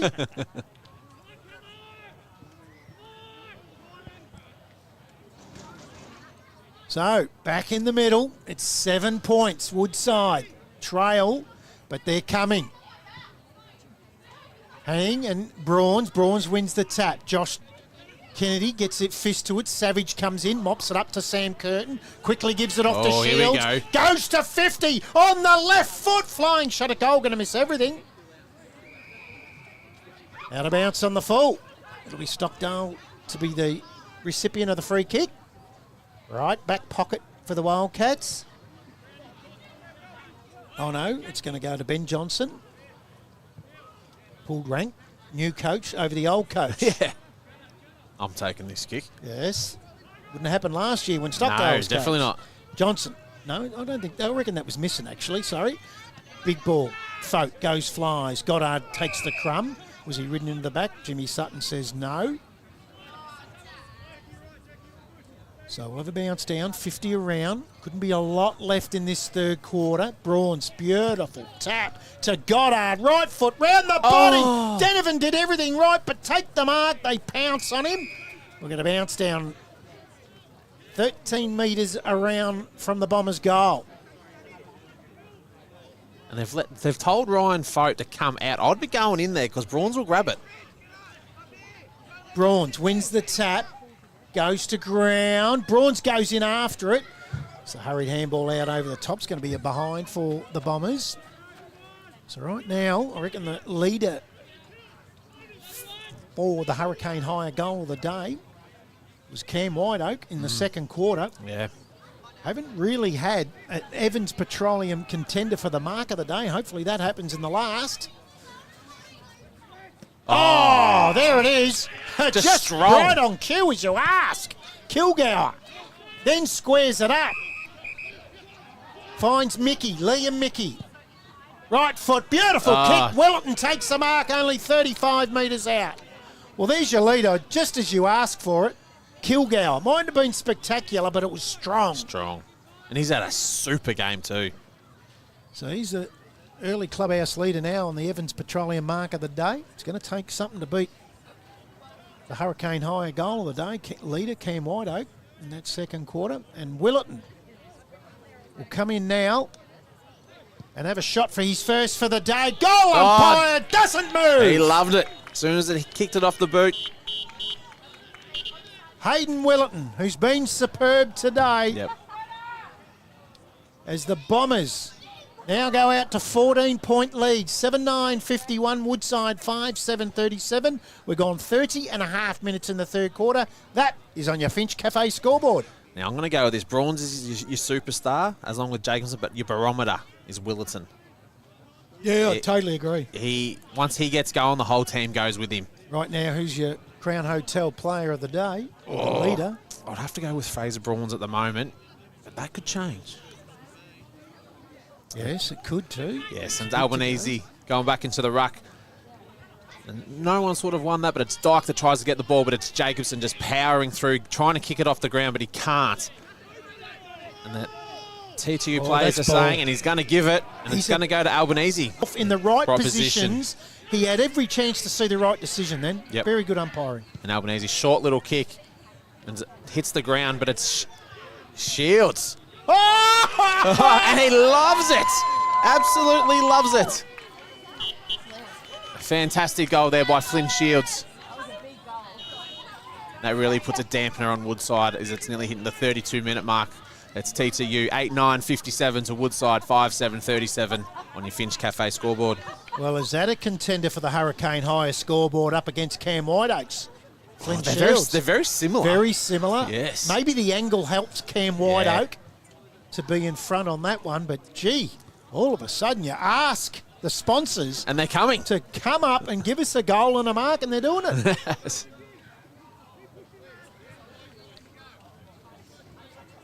Kyan Jenkins down on the boundary, looks cold down there. Oh, it's getting colder, mate. Them clouds aren't doing me any favours. Back in the middle, comes to ground. Jacobson onto the non-preferred right. Going to get it downfield. Yeah, caught free one in the kick for foot in the high. bush. So it'll be Duncan. Cade Duncan on the left foot. Oh, beautiful kick. Straight to Sammy Curtin, inside 50, about 45 metres. You'll need to kick it. Look at that kick. Well weighted. No chance for Cam Whiteoak to get to that. Just kick to the fat side. Yep. Beautiful. They're up by 20 points. This could hurt. This goes out to a game high of 26 if he kicks it. Sam Curtin, been very good again today. In he comes from 45. Fading, no, it's straight through the middle. It was a wobbler. Wow, Sammy Curtin. He gets his first for the day. And the Bombers, 9-9-63, lead Woodside, 5-7-37, 33.5 gone. Third quarter, Finch Cafe scoreboard. Yes, and that really hurts being so deep into the third quarter. Everything's just starting to roll TTU's way. It's just falling a little bit hard for Woodside at the moment. And it's Brawns and Fote going back into the ruck for the last 1 or 2 minutes left in this third quarter.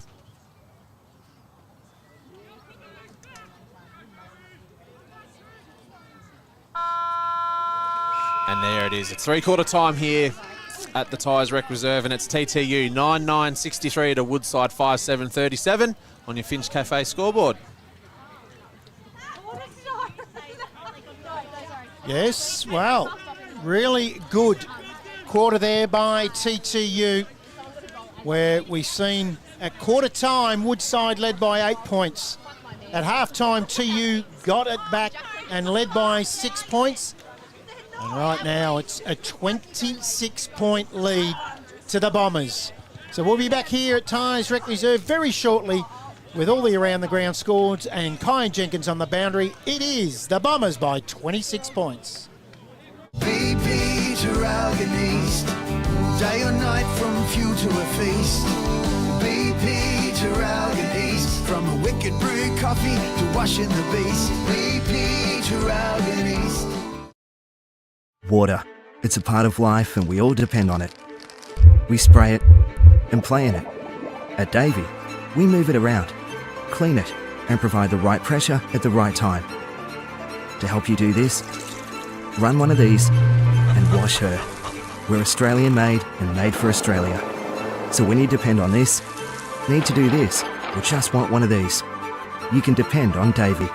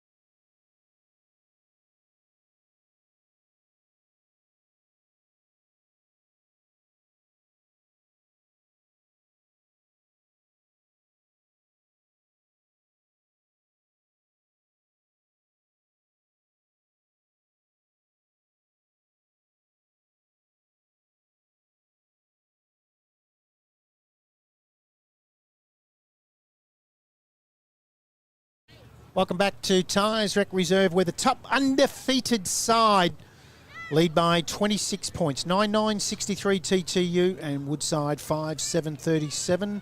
Matty Mosley, you might have some around-the-ground scores. Yes, I do. It's Sale City 18-15, 123 to Gormandale, just the 117. Churchill 128 to Hayfield, 18-12, 120. And Yarram 8-11 to Cowar. Really good kicking, 17-5, 107. I'm just going to go into that and find out what Kenan Hughes has kicked. Yeah, I reckon he's been busy. And in the other game, we have Rosedale 15-8, 98, really starting to get away from Glengarry, 8-5, 53.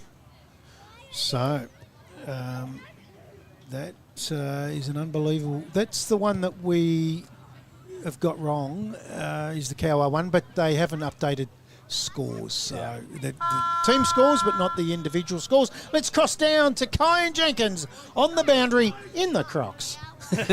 Fortunate enough to be in the TTU three-quarter time huddle. Jack Brown was very, very happy with the intensity of his side and the wall that they were creating and holding the ball in. They'll know, he said they'll know within the first minute how this last quarter is going to go. He wants the intensity up. Very happy with his back line. He's confident they can get the job done. I reckon we'll get you a sponsorship before the end of the year from Crocs. Good work, Kyan Jenkins, doing superb work as always. Well, Matty, I'll just quickly do the goal kickers for TTU. 2 to Flynn Shields, Fraser Browns and Brawns and Riley Denovan. And then singles to Sam Curtin, Will Curtin and Hayden Wilton. And for Woodside, 2 to Ryan Fote. And then it's all singles to Mick O'Sullivan, Cam Whiteoak and Josh Kennedy. What do they have to do here? Can they come back, first of all? No, there is no way.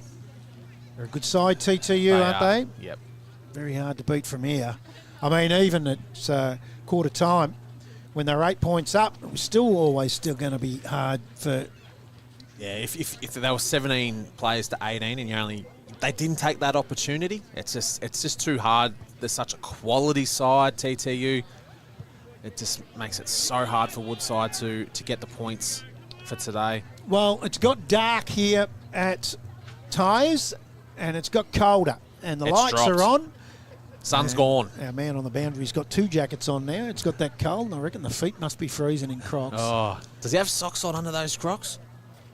Yes, I think he did. I don't know where he pinched them from because he lost every bit of clothing that he had.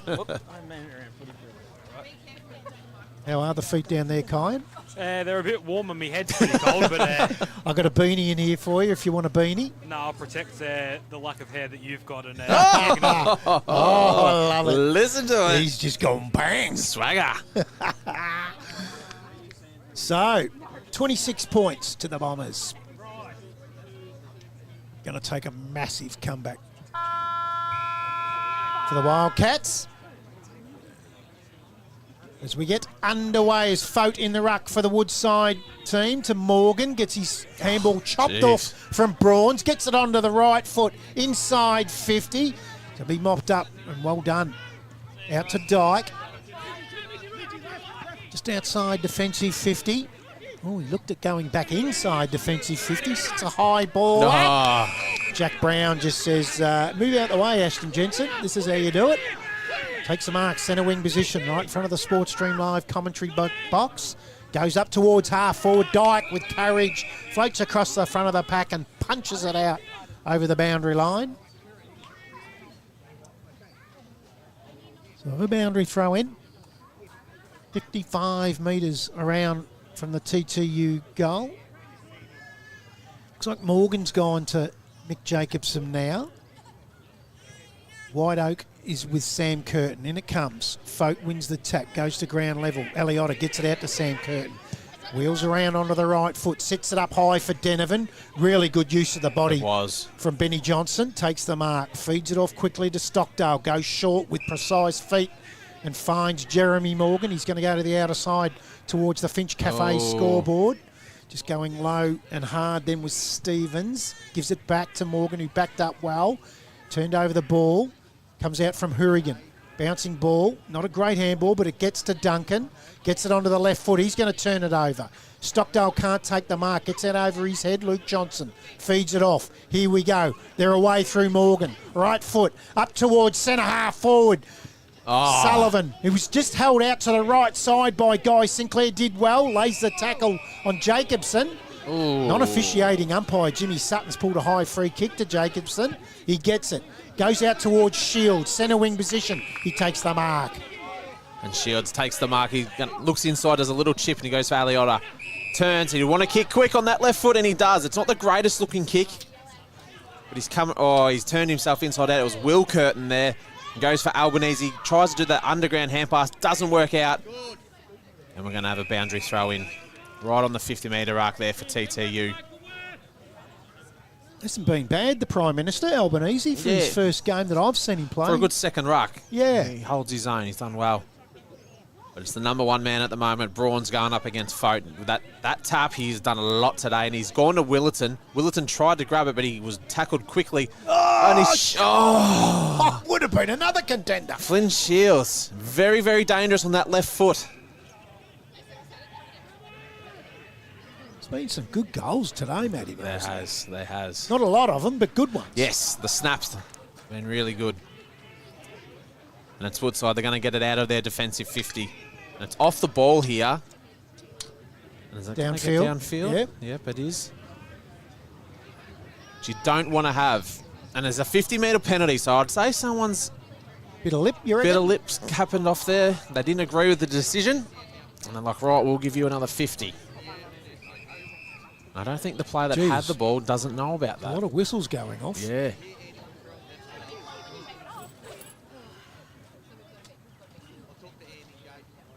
So, in the end, it's Stevens that's going to take the free kick. He's in between wing and half forward for the Wildcats. They need one early here. Still inside the first 4 minutes of this quarter, but they're not going to get one here as Jacobson gives it off to Willerton. He runs away onto the right foot into the middle, looking for Will Curtin. It gets out through Luke Johnson. He gives it back to Willerton, takes a bounce, hasn't got a lot to go to. He don't know where to go. So he holds up traffic like a traffic cop. He's being tackled. Now they're away. Advantage rule paid. Wildcats. Kennedy gives it back. Bouncing ball. Gets it out to Luke Johnson. Right foot. Ashton. Jansen wings it. Goes towards 50. Second bounce. Brown comes out in. Beautiful long right foot kick. Going to fade late. And a behind for the Wildcats. Geez, they've got good feet, the Ashton brothers. They do. Would have been a great goal if he finished off with that. Certainly would have been. As Hourigan will bring it back in to play for the Bombers. They like to go short to Mickey. That's Liam Mickey. Takes it away. Still inside their defensive 50. Gets around Kennedy easy enough. Has another bounce. Out toward... Oh, really well picked up by Goddard. Goes with the right foot, but he's put it straight down the throat of the coach for Woodside, and Benny Johnson sits it up. Does really well with courage. Does Whiteoak. He takes the mark. Gives the hands off, and they are out. And they've turned it over in a very dangerous position here. And that's in the back there. Oh, he's given hold the ball, and Matt Dyke has the ball, and that's a very, very interesting call there. And it's Jansen in, and he's got plenty of room. And he still kicks it inside 50. Probably not in the greatest one. He's kicked that out of bounds on the full. Not the result that they needed and wanted at this time of the game. And it's going to be Sinclair to bring the ball in, and he chips it back in. And he kicks it to Hourigan. Hourigan, another chip, looks for Jacobson, and he is starting to get far too much space. And Aliotta gets the ball, and he's hand passed it to his coach, and it's not a great one. And on the left foot, it was Jacobson. That nearly could be downfield, but it's not. And something off the ball there. It was Zach Richards is giving him one off the ball. Will Curtin right in the bread basket. And he's fallen to the ground pretty hard. The mouth guard fell out of the mouth, so... It's about this time of the game last Saturday I felt like that. I was doubled over. It was. The boundary umpire brings it back into play, gets out over the back. Double tackle from Brawns and Savage. What a great piece of tackling. Well, I thought it was on Morgan, but they're going to give Morgan the free kick. Draws Albanese to him, then gives it off, and there's a lot of whistles going on. That was off the ball. Jimmy Sutton, free kick. Well, is it going to be Morgan or... Well, in fact, in the end... So it was Curtin giving a bit to Tom King off the ball. And it was right in front of the umpire. So, Jeremy Morgan gets the free kick. 40 metres around from the goal. Slide angle. We're right behind it here, so you'll get a good view of it. Oh, it's gone to Get the a right. miss to the right. They're bipping horns for points these days. Yep. 5-9-39 to 19-64. Trail by 25 points. They bring the ball back into play, find Curtin. That's Sam Curtin. Out of side, short, up the line to Goddard.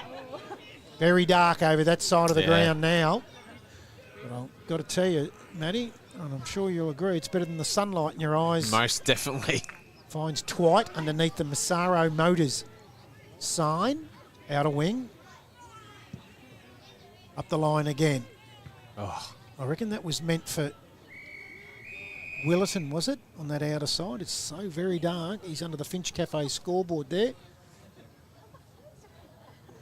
Even the cars are putting their lights on over the outer side. It's just it's really gotten dark. all of a sudden got very dark. Yep. Kyan Jenkins, dark down there. Looks dark from here.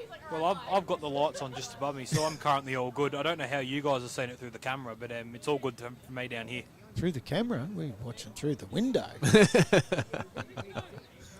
Back into play. They're away again. Sam Curtin being good. Not a great kick. Floater. Oh. Umpires pulled a free kick. And it's going to go to Albanese. Albanese, the Prime Minister. Surely that's the nickname. It's got to be PM or Yeah. Prime Minister. Some would say other words, but we can't say on air. So, Jake Albanese has a chance for his first for the afternoon. Fades to the left. Loves it. But I reckon a cop there. And the Bombers Kicking away. go on to 10-10-70. Lead Woodside 5-9-39. It's got out to a game high 31 points, 9 minutes gone. Last quarter, Finch Cafe scoreboard. Yes, they're just grinding away TTU, and it's been quite impressive. They've stayed that they just mellowed out the whole game. There's no bad patches, and if you can go with them, good luck. Yeah, that's right. And they've sending a real message to everyone else today, that's for sure. First to second, and they're still clear above the second spot by a long way. And it's Brawns and Folk back into the ruck, and Folk wins the ruck, and he looks for Kennedy, but he doesn't get it. And we're going to have another ball up. Nearly 10 minutes gone into the last quarter, and the umpire balls up quite quickly, and it's Brawns again with that left hand of his, looking for Jacobson. Jacobson's trying to get it out. And we're going to have another ball up. As Jacobson's in the number 52. Umpire throws it up again, and it's Folk for the big punch. Mickey tries to punch it back, like Brad says, with the volleyball. And it's Savage gets the ball. And there's a lot of whistles going on. There's a lot happening off the ball here, and the free kick's going to go to Woodside. And we nearly got the footy.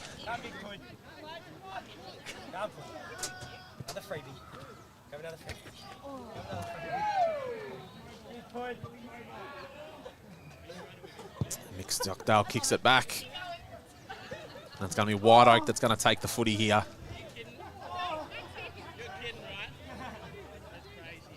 He's about 55 metres out from goal. And he's going to...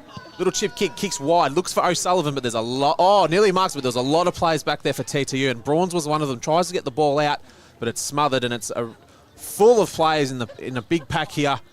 But somehow Woodside got the ball out, and Jack Brown doesn't have the footy, but he doesn't get the free kick, and it's Kilgour. Gets the ball out, and he tries to look for Goddard, and it's marked by Luke Johnson. Probably about 40 metres out on quite a very tough angle. He's going to go back and have a shot. And a much needed goal if converted. It's going to get right on the goal line. We thought it might have been touched, but it hasn't gone through, and it's going to be right on the goal line here for Woodside. I reckon they got the punch back Just, yeah. back in, Yep. which was really good effort. And it's Folk Kennedy tries to get the ball, tries to kick it, but they just couldn't get it through, and it's Kilgour just tries it over rugby style there for a behind, and it's Hourigan that's going to bring the ball back into play. 5-10 hasn't helped them, has it? Nah. Today? Nah. They trail by 5 goals. They lost this corresponding game in round 1 by 8 points at their home ground.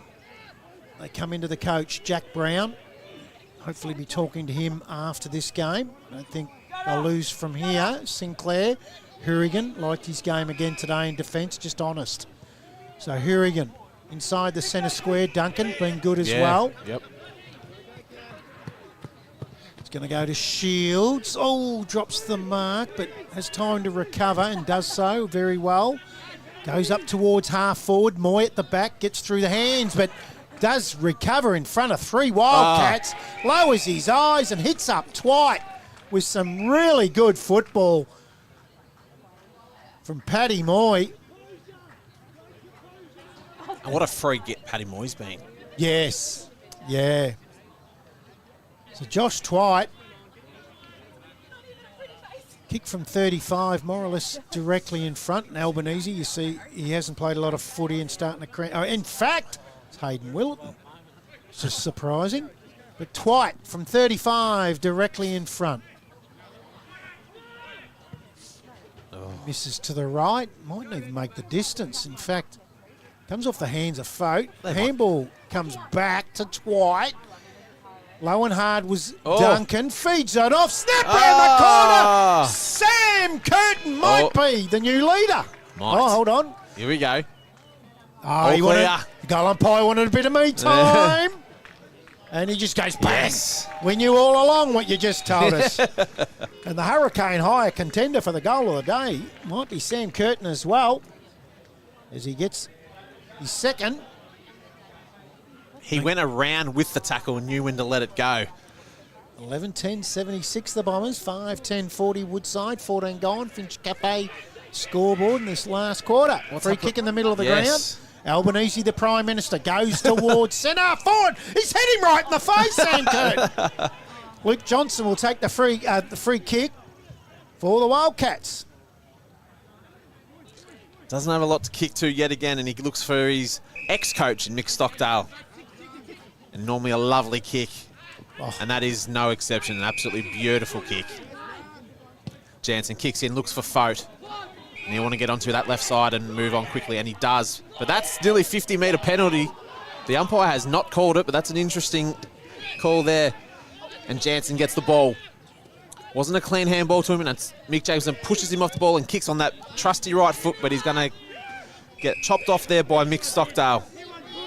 He's had a great game today. Very, very smart footballer. And just chips it, looks for Fote, but it's surrounded by 3 TTU players, and it's marked there by Duncan. Duncan has the ball, and he's a beautiful left foot, and he kicks to Goddard on centre wing. And they're setting up beautifully here, and he's looking for Curtin, but it's not going to hit its target. But he's done really, really well with the pick-up. He's going to kick on his left foot. He's looking for Denovan, but he's surrounded by 3 Wildcats, and he's going to... Oh, very, very, very... It was red hot, wasn't it? Yes. And quick. Yeah.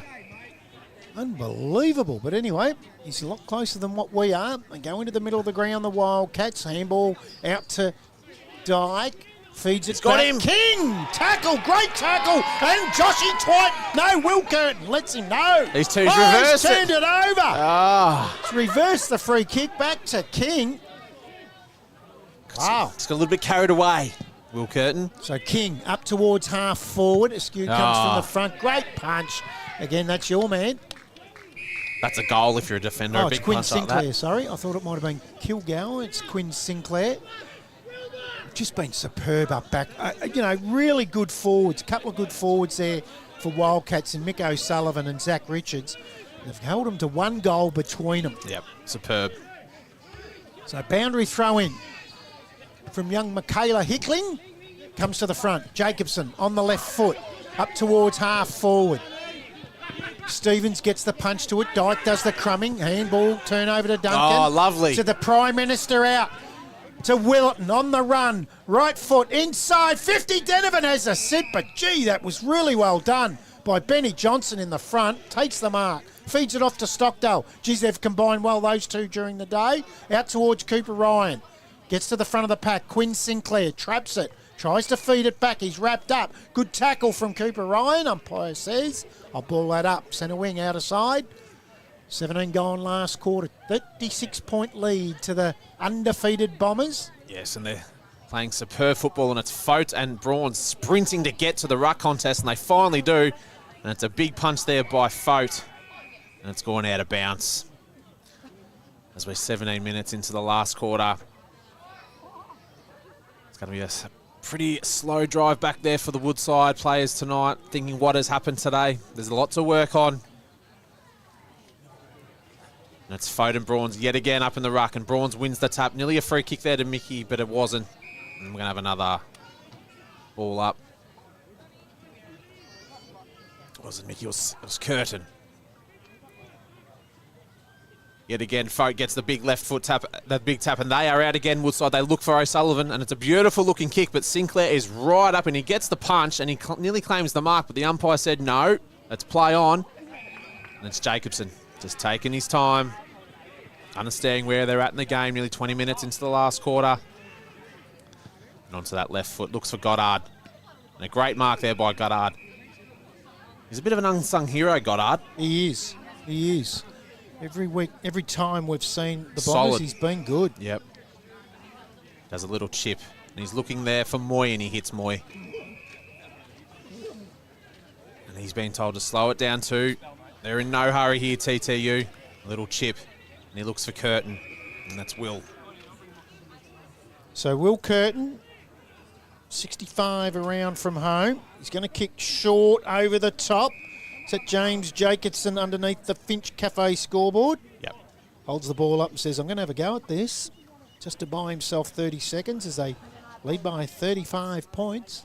Well, I've got 36. They've got 35. Oh, over the top with a big punch for the Wildcats. It was Morgan, was it? Gets out now to Quinn Sinclair, a long way up the ground. Handball over the top. Gets the 1-2. Trying to get a shot on goal there. Quinn Sinclair and get amongst it. Zach Richards, Jansen, Jacobson. Kennedy tackles him. Does he take him high? No. We'll have a ball up. So we'll have to wait to see. I've got 36 points, but we'll see that later. Up it goes. Morgan. Probably an opportune time to go down to the boundary line to Kyan Jenkins. I have a feeling Will Curtin might have made a few enemies out here today. I've just got a strong feeling. down before in front of the Sports Stream Live van, he had a few words to Stockdale and then giving away a free kick and also getting an uppercut. So he's had a day for himself. An uppercut. And he's just gotten cleaned up by Mick Stockdale on cue. I think you might be right on the money there, Kyan Jenkins. You're going to get the free kick though, Will Curtin, so he's... Yeah, Mick Stockdale's seen that happening from a mile away, and he's like, right. So, Will Curtin kicked one in the third quarter. We'll get another opportunity here to stretch it out to nearly 7 goals. Well, I've say 7 goals. I reckon they might have missed a Bombers point. Yep. Or I've given them one too many. So, Will Curtin, 35 metres out, directly in front. Looks good. It faded late, but it got there. And I reckon he kicks off the wrong leg. He kicks like a right footer, and he's a left footer. Do you know what I mean by that? I do. Yeah, he just... It's goofy. He comes in very awkwardly, doesn't he? Yep. I've got him at 12-10-82. Oh, yes. Whack! 12-10-82, the Bombers. Woodside 5-10. See that? Yep. Yeah. It's like a goofy. Yeah. It's like a skateboard goofy. So 5-10-40 Woodside. 21 gone last quarter. Finch Cafe scoreboard. And it's Fote and Albanese going back up in the ruck. We've had a change. Brawns has been taken out of the ruck. Put him on ice, I would say, for the rest of the day. And it's Fote. Gets there well and truly quickly before Albanese got there with the big punch. And Dykes got the ball and got hit quite heavily. He took it very, very well, Dyke. Sale City need that percentage today, and they're getting it. 123-point leaders at the moment over Gorbendale. Oh, okay. It's Foat straight to Jacobson. Jacobson on the right foot this time. He's looking for Twite, but he doesn't get there, and it's Jansen who gets the ball. He's had a really good game too there for the Wildcats. Just chips it, looks for White. Doesn't get it, but it's Mickey hanging around. He gets on the left foot, and it's straight down to Kilgour, and he's had a great game as well. Rosedale are getting some percentage too. 76-point leaders over Glengarry. They've kicked away. What about the Yarram Cowar game? Cowar by a long way now. They've kicked right ahead. Yep. And they lead by 59 points. Ooh. So we've got the close one, and it's 7 goals. Yes. And it's the ball's been thrown back in, and it's been taken away there by TTU. So it's going to be another ball up right on the 50-metre line there for the Wildcats. Nearly 23 minutes into the last quarter. So the Sports Stream Live game next week out at Woodside between Woodside and Rosedale creates a lot of interest now. So Woodside and Rosedale wear different jumpers? They wear Or the just NAIDOC one? Indigenous jumpers, both of them. Both, okay. So Foat wins the tap. Jacobson's there. It's kept in play smartly by Woodside. Gets it out over to King, who has a shot at goal but fades to the right. And another behind for the Wildcats. Yeah, so the NAIDOC game next week out there. As the Bombers come in short to Jacobson. That's James. Goes short again to the Prime Minister. He's dropped it. What you... Should have dropped the election. I was just about to say that. And it feeds it back. Comes out towards Jeffs. He's tackled. Taken out over the line. We'll have a boundary throw in right forward pocket for the Bombers. For the Cats. The Wildcats, sorry, got the wrong end of the ground. It is very dark out there. Yeah. And I suppose that delay of the game's really pushed it back. Yes, yeah, that's right. That injury to Caleb Mickey. It's a 40-minute second quarter. It was, yep. Yeah. King's taken the mark. He'll get a shot at goal from about 38 metres, I reckon. More or less directly in front. It's been pretty good, Tom King, for the Wildcats today. Yep. Be interesting when we go to the Crown Hotel Player of the Day. This is a difficult one today. It is. Because it's players in and out. Because it's a total. Yeah. It's Tommy King. Beautiful kick. Yep, that's through. Gets his first for the day. And gets the Wildcats sixth. And they go on to 6-11-47. They trail TTU 12-10-82. 24 and a half gone. Finch Cafe scoreboard. Last quarter down on the boundary. Kyan Jenkins.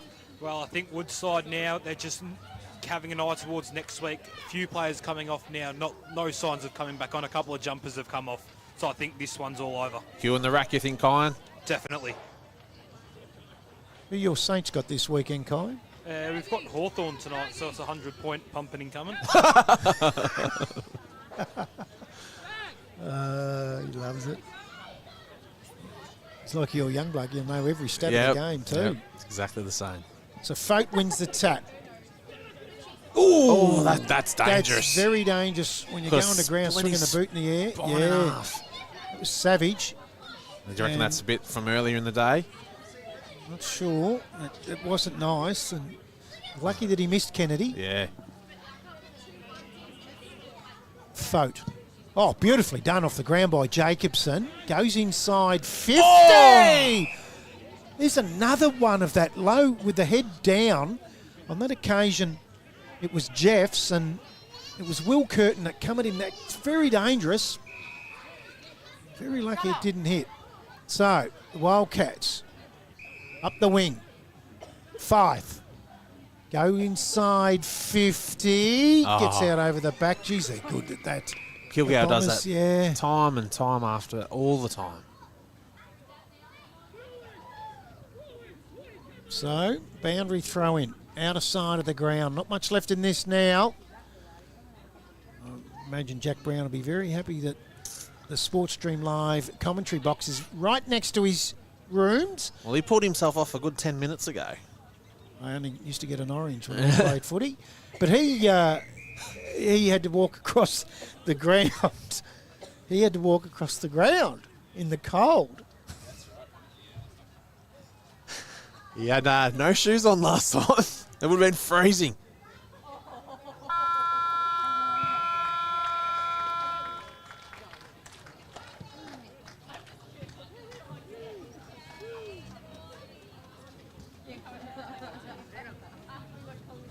So it's all over here at Tyers Rec Reserve, where the Bombers, I've got them at 35 points, have run out winners 12-10-82, and they've got over the Wildcats in a pretty good display from quarter time, 6-11-47. And after trailing by 8 points at quarter time, they got it out to 6 points at half-time, 26, extended their lead throughout the day, 26 at three-quarter time, ended up running out 35-point winners over the Wildcats. We'll take a quick break. We'll come back with all the goal kickers, better players, the Crown Hotel player of the day, the Hurricane Hire goal of the day, the Evans Petroleum mark of the day. We'll have Kyan Jenkins. We'll have all the around-the-ground scores, footy and netball. It was the Bombers by 35 points. BP to Ralgan East, day or night from fuel to a feast. BP to Ralgan East, from a wicked brew coffee to washing the beast. BP to Ralgan East. Water. It's a part of life and we all depend on it. We spray it and play in it. At Davey, we move it around, clean it and provide the right pressure at the right time. To help you do this, run one of these and wash her. We're Australian made and made for Australia. So when you depend on this, need to do this, or just want one of these, you can depend on Davey.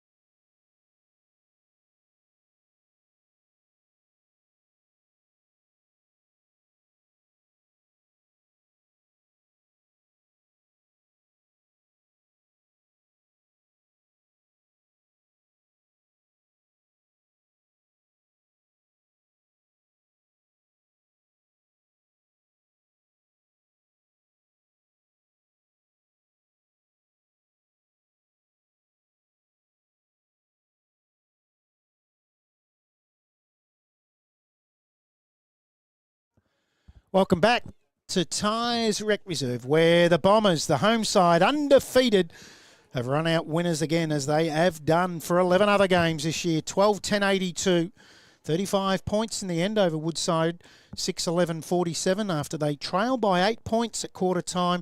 They got it out to a goal in front at half time, but I reckon it was the third quarter when they put the foot to the metal.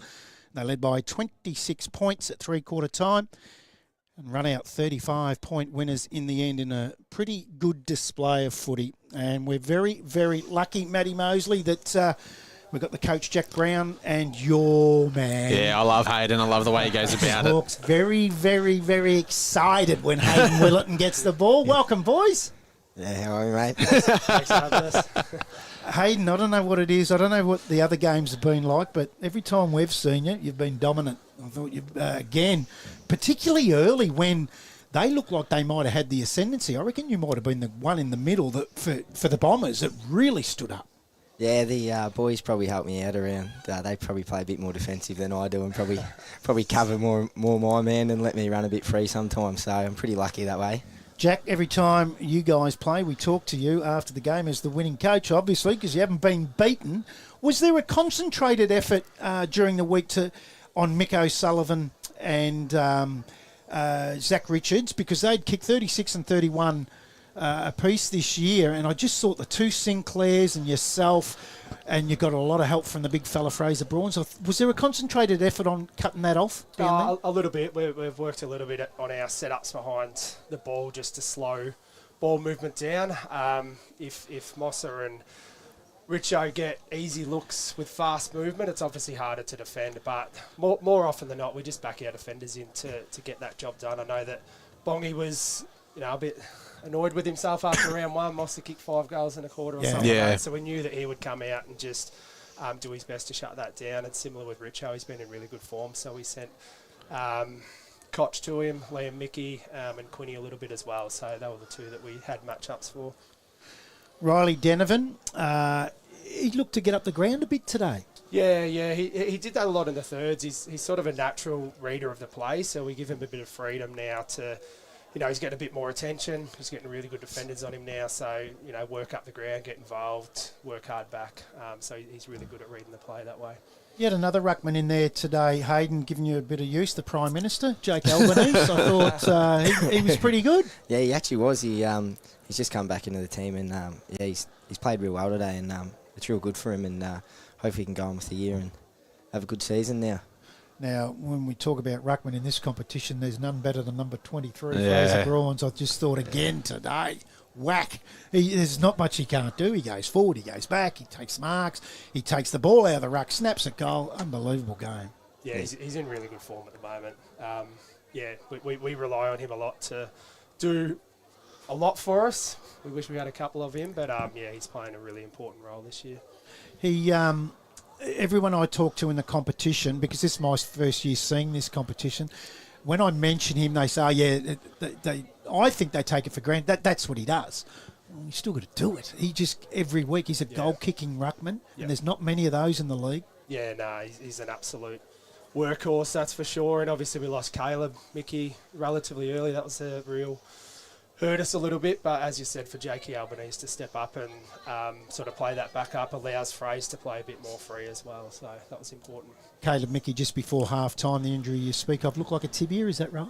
It looks lower leg. I'm not completely all over it, but something down there. Our man down on the boundary, your student from Traff High, I reckon he might know. It's not much the old Crocs doesn't know. Not much gets past him, Kyan, you I think you might have called it as a tibia, is that right? Yeah, well, I've got a mate who's the water boy today who came over and told me that he reckons it's a fibia. It's what he wants to work in, so he knows that. He knows all that. Jack's face telling us lost. I don't know. His mate's another Traff High kid. He's played Riley Payne. He's played a couple of senior games for us over the last few weeks. So that's his professional opinion? Yes, that's what he thinks happens. He was over there and saw it all, so I'm taking his word and I hope it's correct. I see you've pinched a footy. Yeah, good don't boy. know whose it is, but it's going home with him. Good work, Kyan. Hey, Hayden, that midfield, yourself, Jacobson, Sam Curtin, And then there's endless other ones that go in there. Ali Otter at times looks like a midfielder. I don't know if he is. I don't know if he starts off the wing, but he seems to go through there. It's a pretty strong midfield. Yeah, I think it is a real good midfield, and we sort of complement each other with different attributes, really. Sammy's been a great inclusion to our team and really helped that midfield. And Oscar, he comes in and plays a bit more defensive and usually comes in and locks down someone when we need a roll, and then can also get his own ball. And it's a real good mix and real exciting mix. So for Hayden, you sort of went sort of half forward a little bit today. Is that Jack's call? If things aren't working out, things aren't working your way, do you go forward for a little bit, then you come back in? If that's what I've noticed. You had it at I think it was Hayfield. Yeah. Then you did the same. Yeah, usually if it's we get skits in there or something, if we need a bit more of a bigger body or someone to play a bit more defensively than I can, they put me forward, and I've always been a forward, so it's another bow to me arrow, but it's good. String to your bow. String to your bow, whatever you meant to call it. So, yeah. When I mentioned about the back line, I feel a little bit embarrassed that I didn't mention Zach Kilgour and Trent Hourigan. The 6 years, I really understand that, those two. Hourigan Kilgour, as Matty points out during games, there's not much that gets past that golden fist, and he finds that boundary, Jack. Nah, he's got absolute rip and closing speed, so he can be 20 metres away and you think he gets nowhere near it. But, his commitment to the contest, I think you would have saw against Hayfield in that last 10 seconds of the game. He still flies with the fist.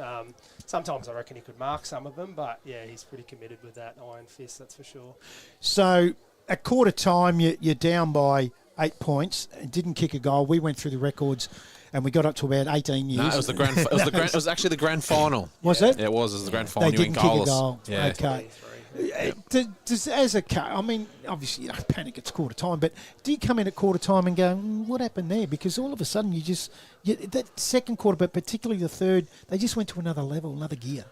Yeah, we were actually really happy with our effort in the first quarter. We lost a player, got yellow carded in the first couple of minutes. Savage. So we knew if we could hold that for 15 minutes and really set up well behind the ball and pressure them and not give them 2 or 3 goals, not allow that jump, we were pretty happy coming in, even though we didn't get a goal, but coming in by only 8 points down. Do you feel like in a position, I feel like they won't go with us for 4 quarters, they're going to lapse? Because you're undefeated, obviously, but teams aren't going with you for the four quarters? Nah, I think Woodside are a bit of a different beast. They obviously didn't get their patch in the last quarter, but we saw through the third quarter they had probably 5 or 6 minutes and they got 2 quick goals. We know that they can score really, really quickly when they're on top. Just don't give them the chance. We definitely don't think that, we're on top of teams for the whole game. We just have to be switched on and try and, when we're having those lapses, try and reduce the impact against us. Yep. What we like to do when we have the winning coach and a player with us in the box after the game, we've got the Evans Petroleum Mark of the Day and the Hurricane Hire Goal of the Day and the Crown Hotel Player of the Day. Now, we'll start off with the Hurricane Hire Goal of the Day is an opposition player, which I don't like doing when the coach is in here. White Oak. Yes. Good goal. It was an absolute ripper, and we'll take a look at that. If you have a look up on the screen, this was it nearly go down as the goal of the year. Flynn Shields is pretty nice. Yes, we spoke about it. It was very similar. Sorry. That's the mark of the day. So Billy Buttons is on the wrong button. He might have been eating too much of those lollies and the sugar's gone right to the head. But that one was the actual mark of the day, thanks to our great friends at Evans Petroleum. That went to Ryan Fote.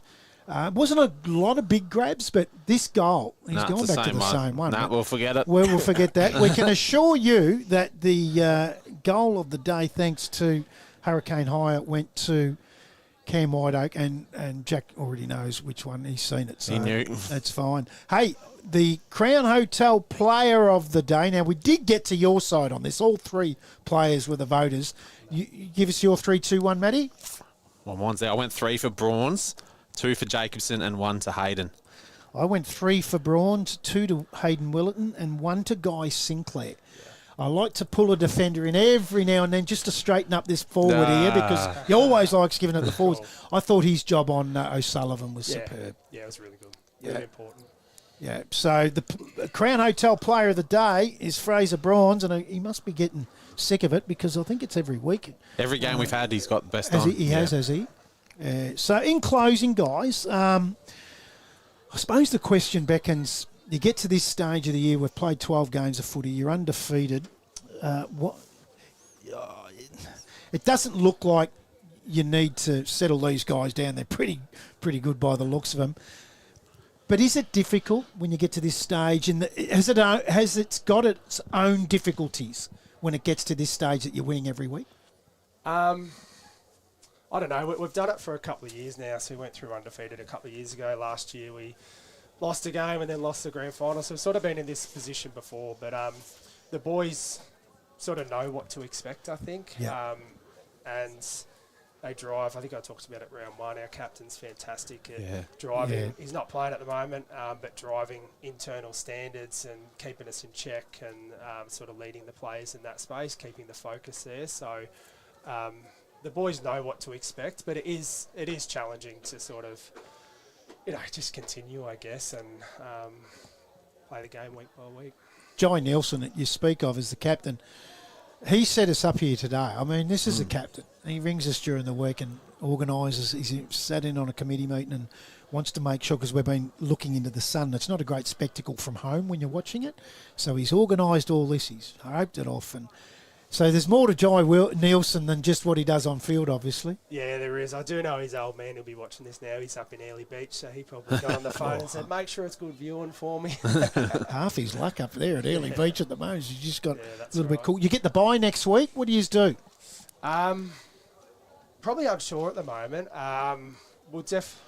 We might have a night off. I haven't really thought about it yet. We might have Tuesday off. There's lots of sore boys at the moment. We've got a few injuries today.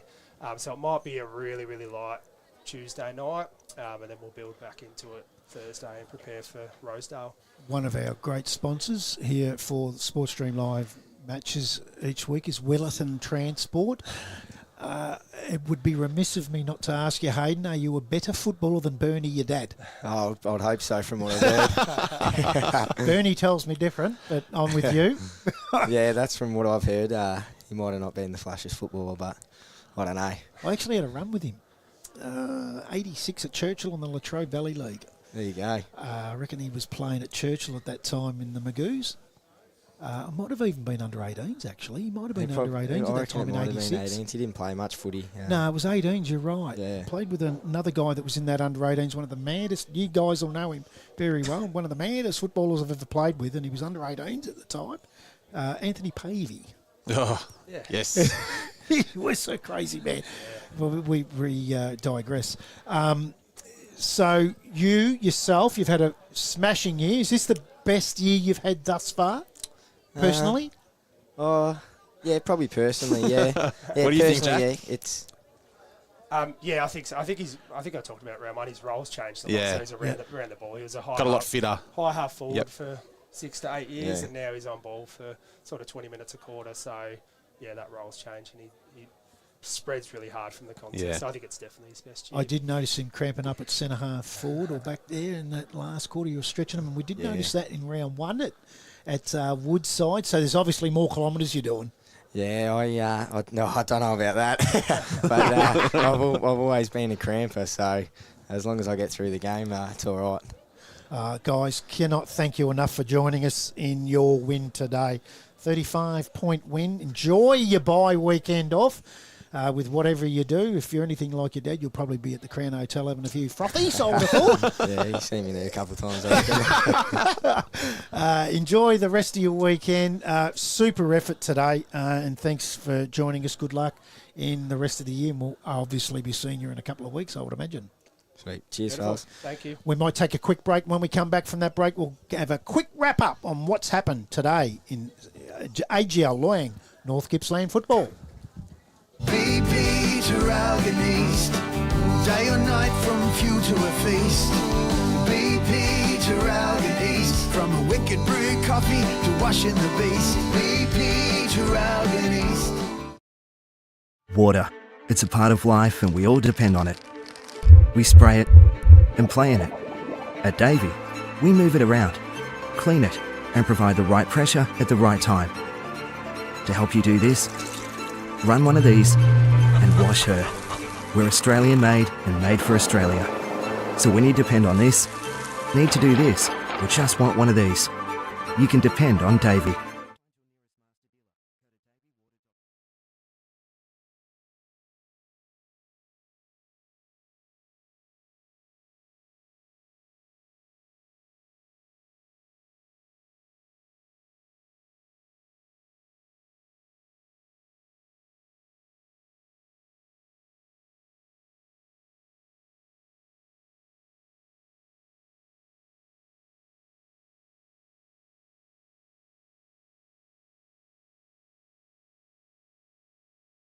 Welcome back.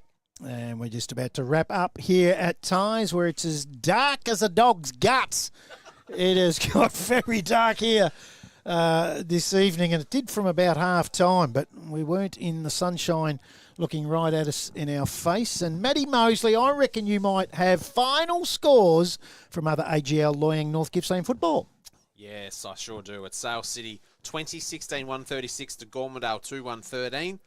Churchill 2-3-15 to Hayfield 22-18 150. And Yarram 8-12-60 to Cowar, the kicking straight Cowar, 19-5 119. And Rosedale 129. They kicked 20 goals, 9 for the day. And they defeated Glengarry 8-5-53. Gee, they really put the foot to the metal after half time. They sure did. The Blues, and they have Woodside next week out at Woodside, which we will be covering. Looking forward to that. Netball final scores: Rosedale 49, Glengarry 32, Sale City 35, went down to Gormandale 55. Geez, Gormandale netball is travelling very, very nicely at the moment, as is Churchill. Things might be going great on the football field, but Churchill 43 to Hayfield 29, and here at Tyers, TTU won 45 to 87. So in the netball A grade and in the football seniors, here at Tyers, they were the closest games of the round in both footy and netball today. Next week, the around 13 matches: Woodside at home to Rosedale. As I say, that's the NAIDOC game that we will be covering for Sportstream Live and the North Gippsland League. Glengarry at home to Yarram, Cowar at home to Churchill, Hayfield at home to Sale City, and Gormandale at home to Yallourn North. And TTU have the bye. That Cowar-Churchill game, the return game we called early in the year, where Churchill won by 10 goals, they're a little bit different at the moment. Vastly different. Those two sides. Kyan Jenkins, you have put in an absolute ripper again today under, and I know I've joked a little bit today about this, but under absolute, what happened to you in the last 48 hours of the house burning down, for you to be here in the most magnificent Crocs I've ever seen in my life. And he didn't today, have to you've be done here, really did he? well. You didn't have to be here. It's a really good trait that you have, young fella. Cheers, boys. It's been a great game of football. Woodside unfortunately ran out of puff in the ends, but TTU showed their professionalism and got over the line. Yeah, so next week we get another look at Woodside against Rosedale. That should be a beauty. That really has a bit to do in the shaping of this top five at the moment. Sale City had a magnificent big win today, and they have to travel out to Hayfield, and they need to win. And if they win and Rosedale lose to Woodside, well, they're a chance still. So on behalf of Stephen Gregory, Billy Buttons, and Michael Robinson on the camera, this is Brad Sinclair, and to you, Matty Mosley, fantastic again today. Thank you, Brad. Very, very well done. I'm sorry and well done to you too.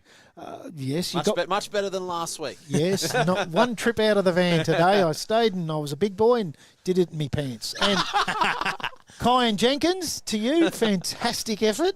Good call again to you two, boys. You did. How are you finding it? Just before we go. A bit cold today, but it's the role's getting funner and funner every week with the stuff we add in. I've got to say, how you've come along really quickly is unbelievably good, and you've done a mighty job again today, mate. Cheers, well mate. Done. I cannot imagine what you're going through. Just get home to the new home tonight and watch the Saints get flogged by the Hawks, and that'll top your week right off. Hold on. Well, thank Mickey. I did. I did, Billy Buttons. You just you were around the buttons. You just worry about getting the right mark up there and right goal on the screen. I thank Mickey Robertson. Don't worry about that. As I say, this is Brad Sinclair on behalf of Sports Stream Live. We'll be back next week at Woodside. Enjoy the rest of your weekend.